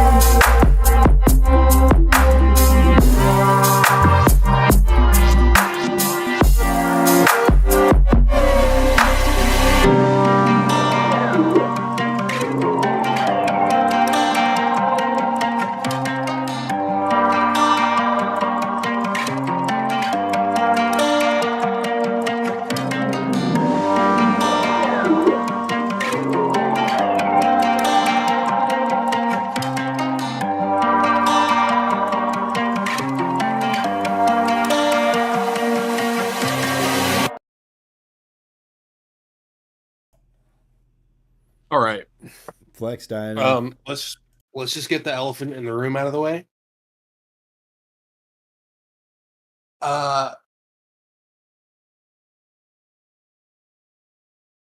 Dissonance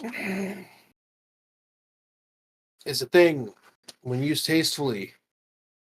I'm not entirely sure what key that track was in. It felt like it was in all of the keys. Felt like we used all of the notes. And I don't know that was the right move on this track. It was so discordant that I had trouble finding a grounding space.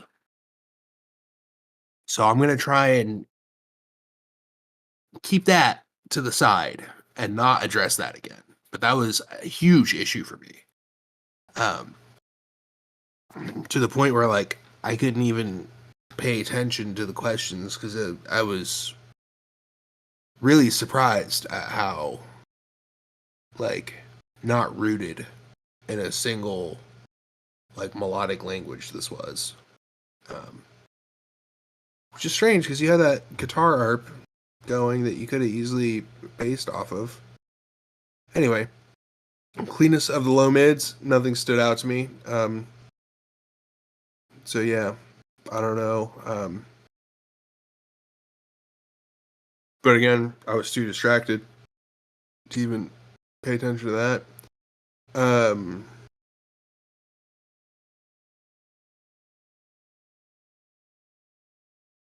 And then, yeah, I feel like it needs some more movement. Thoughts on it for the drops? I'm thinking glitch, delayed perks, or something. You have a tight enough grasp on music production that I feel like you answered your own question in that question. Glitch, delayed percussions would definitely work as far as movement. I don't know that that's enough change from drop to drop to warrant considering that like a completely different drop. That might be something that you add to the first drop and then vary up to second drop altogether. I don't know that like is a big enough change to consider it being a different drop. I would suggest people change the melodic content of drop 1 to drop 2, but I mean, again, that elephant's in this fucking room. It's right here with us. What do you picture in your mind? What type of world or situation? I picture. I was channeling early 2000s alternative rock when because there's a bass movement in there that has a riff that's from sounds like an old rock song, and then it hit me. Hurt. It sounds like 9 Inch Nails / Johnny Cash's Hurt, especially that with that guitar arp. That might be what it is. That might be the do do do do do do do. Anyway, that could have been. I don't know, but there's definitely another like pop alternative rock song that is being channeled. I just can't think of it right now. I'm sure it's in there. Got any big plans coming up? Yeah, I'm providing the personal address system, the PA system for an event out in Livermore tomorrow. So I gotta wake up early, pack the car, and drive out to that. Livermore's like an hour from here. Still like 45 minutes outside of San Francisco, something like that. It's like the beginning of the Bay Area. Not quite the Bay Area, but kind of the Bay Area. Yeah. Yeah, I love the work that you do, and I'm like legitimately shocked that and am I wrong in thinking this, Magduit? Can I get a little bit of a appeal to authority here? Am I right or am I wrong in thinking that this was really discordant? So like here's my opinion. I think you're onto something here. I don't know if it's as like aggressively bad as you're describing, but I do think it's pretty bad. The unfortunate part is that like it feels muddy because of the key relationships between the notes, not because of like the mix. You know what I mean? Like it's Right, because there's not frequency buildups going on. right. That's not what's causing the clashing. The clashing is the actual like beating of the notes against each other in an unpleasant way. Right. But yeah, And I I don't know. definitely think he's Yeah. probably going across multiple different keys here, which is possible and potentially true. And if that's the case, then obviously bravo for trying, but it is like extremely difficult to do that in the way that I think you're doing it now, and it's not being executed properly, I guess. Like it feels very how do I just It's too avant-garde, my friend. Yeah, it's a cool idea, all right? It's a cool idea. Yeah. I think that there are moments at many points where it sounds quite cool, but it is shrouded by the mud energy that is the track. It feels like it's kind of like what happens when you take all of the colors of a color palette, right? Like a watercolor paint, right? And you mix them all together, you know? It's like you lose the ability to distinguish all the colors. It's just one big kind of a blah, right? Whereas, you know, I think if you used like the less colors basically, or in the context of this, colors that go together maybe, then it would feel a little bit better. And of course the colors in the analogy are like, you know, the frequencies, the idea of like a key, maybe even circle of fifths, right? Like if you're going, see the reason why the circle of fifths is so important is like if you're going from one key to another key, it's important to know the relationship between those two keys, because they could sound dissonant if the relationship is not, you know, a strong one. So yeah, I'm not 100% keys. The melody element was built around these samples, G blues.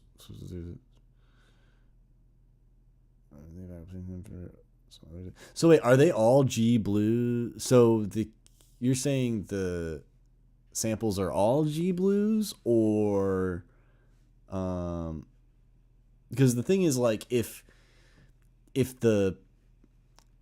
some of the samples are in G blues but then everything else isn't, then that could be what's causing it, you know? Like if everything is in G blues, then I don't understand why it's sounding so dissonant. And if they're saying they're in G blues, then it could be worth checking them and just making sure that they're in G blues,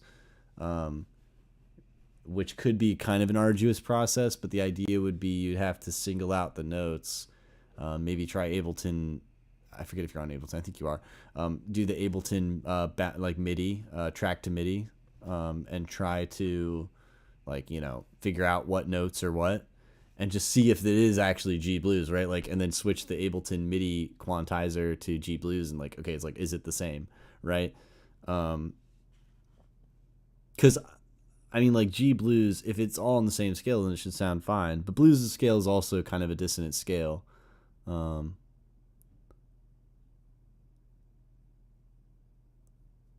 Right. I mean, I don't know. Here's the thing, right? Regardless, maybe it is all G blues, but regardless, there's a level of mud that's built up because of the samples and or whatever it is, the way that you're utilizing them, right? So there's got to be some way to ameliorate that, right? Like we want to create a situation where your song doesn't feel muddy. That's basically what I'm trying to say, because it's a cool idea, but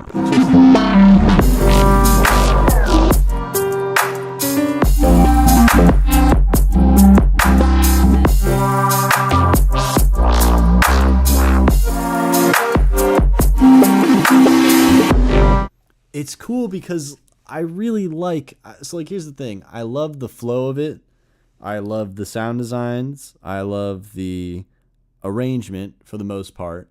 I think the problem is that it does too much. It's like too everywhere, you know? Like, I don't know, I feel like this section, for example,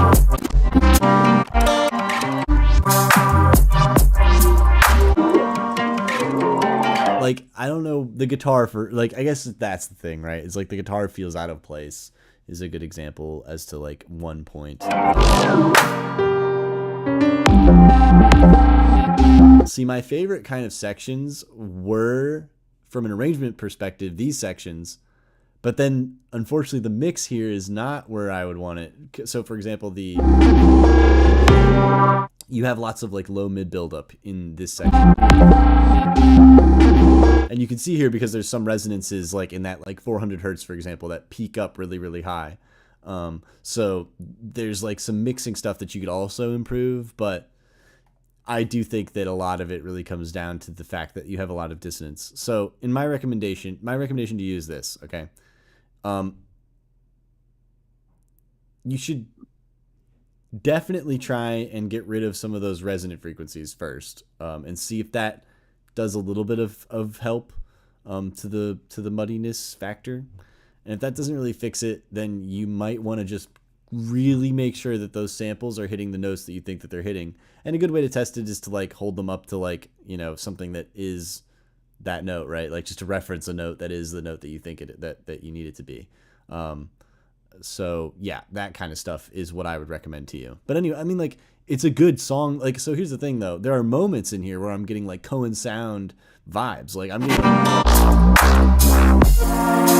like, right? Like this whole section here.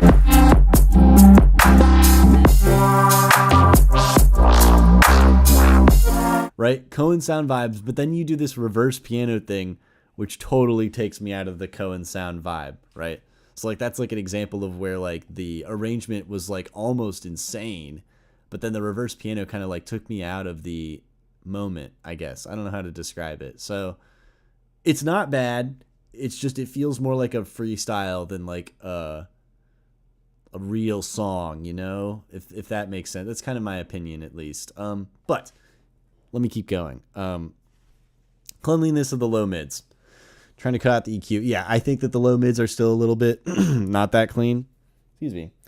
You saw that like there are these moments where, right? See how that C is just popping up like way up. That kind of stuff is what I'm talking about. You should be conscious of those like harmonics jumping up that high, because once again we don't want that. That's like gonna steal a ton of energy from a whole lot of stuff. And the problem with that is you want the whole idea of mixing and mastering is like you're mixing, right? You want everything to feel homogenized. You want everything to feel like it. Obviously, you want dynamic still, but you do want things to be connected. So when you have those moments where you have like these resonant peaks pop out, it kind of like makes it feel like it's jumping out at you in the mix, and then everything else kind of doesn't feel as forward, and it kind of upsets the balance of the mix for that period of time that the weird resonant frequency is being loud. So yeah, definitely not horrible in the low mids, but there are moments where there are issues. So I would just be cautious of that. I feel like it needs some more movement. I thoughts on it for the drops. I'm thinking glitched delayed perks or something. Yeah, glitched delayed perks can work. I mean, I'm always a huge fan of shakers. I'm a shaker snob fan, maybe even a connoisseur. Another good one is percussion, like toms or other, you know, tombola type stuff, you know, just any kind of like bongo drum, right? Cajon, anything like that that's like rhythmic and like repetitively rhythmic, right? So in the way that a shaker is. Yeah, all that kind of stuff works. But yeah, I think that you kind of are onto something here with the glitch perks. I would just be careful with this, okay? Because the glitched is going to add even more craziness, all right? And we already kind of have quite the, you know, it's getting a little bit, I feel like this is already extremely dynamic. So like just be cautious that like too much glitchiness could make it even more difficult to understand. So just bear that in mind. But anyway, what do you picture in your mind for this? What type of world or situation? And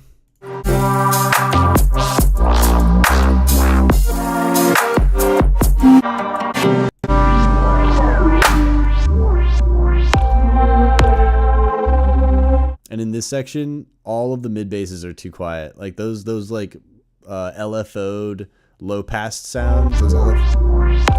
Those should be way louder. Like those should be like really forward, in my opinion, because they're really cool.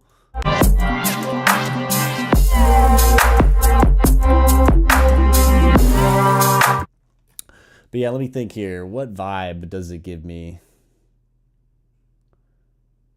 Underwater cowboy? You know?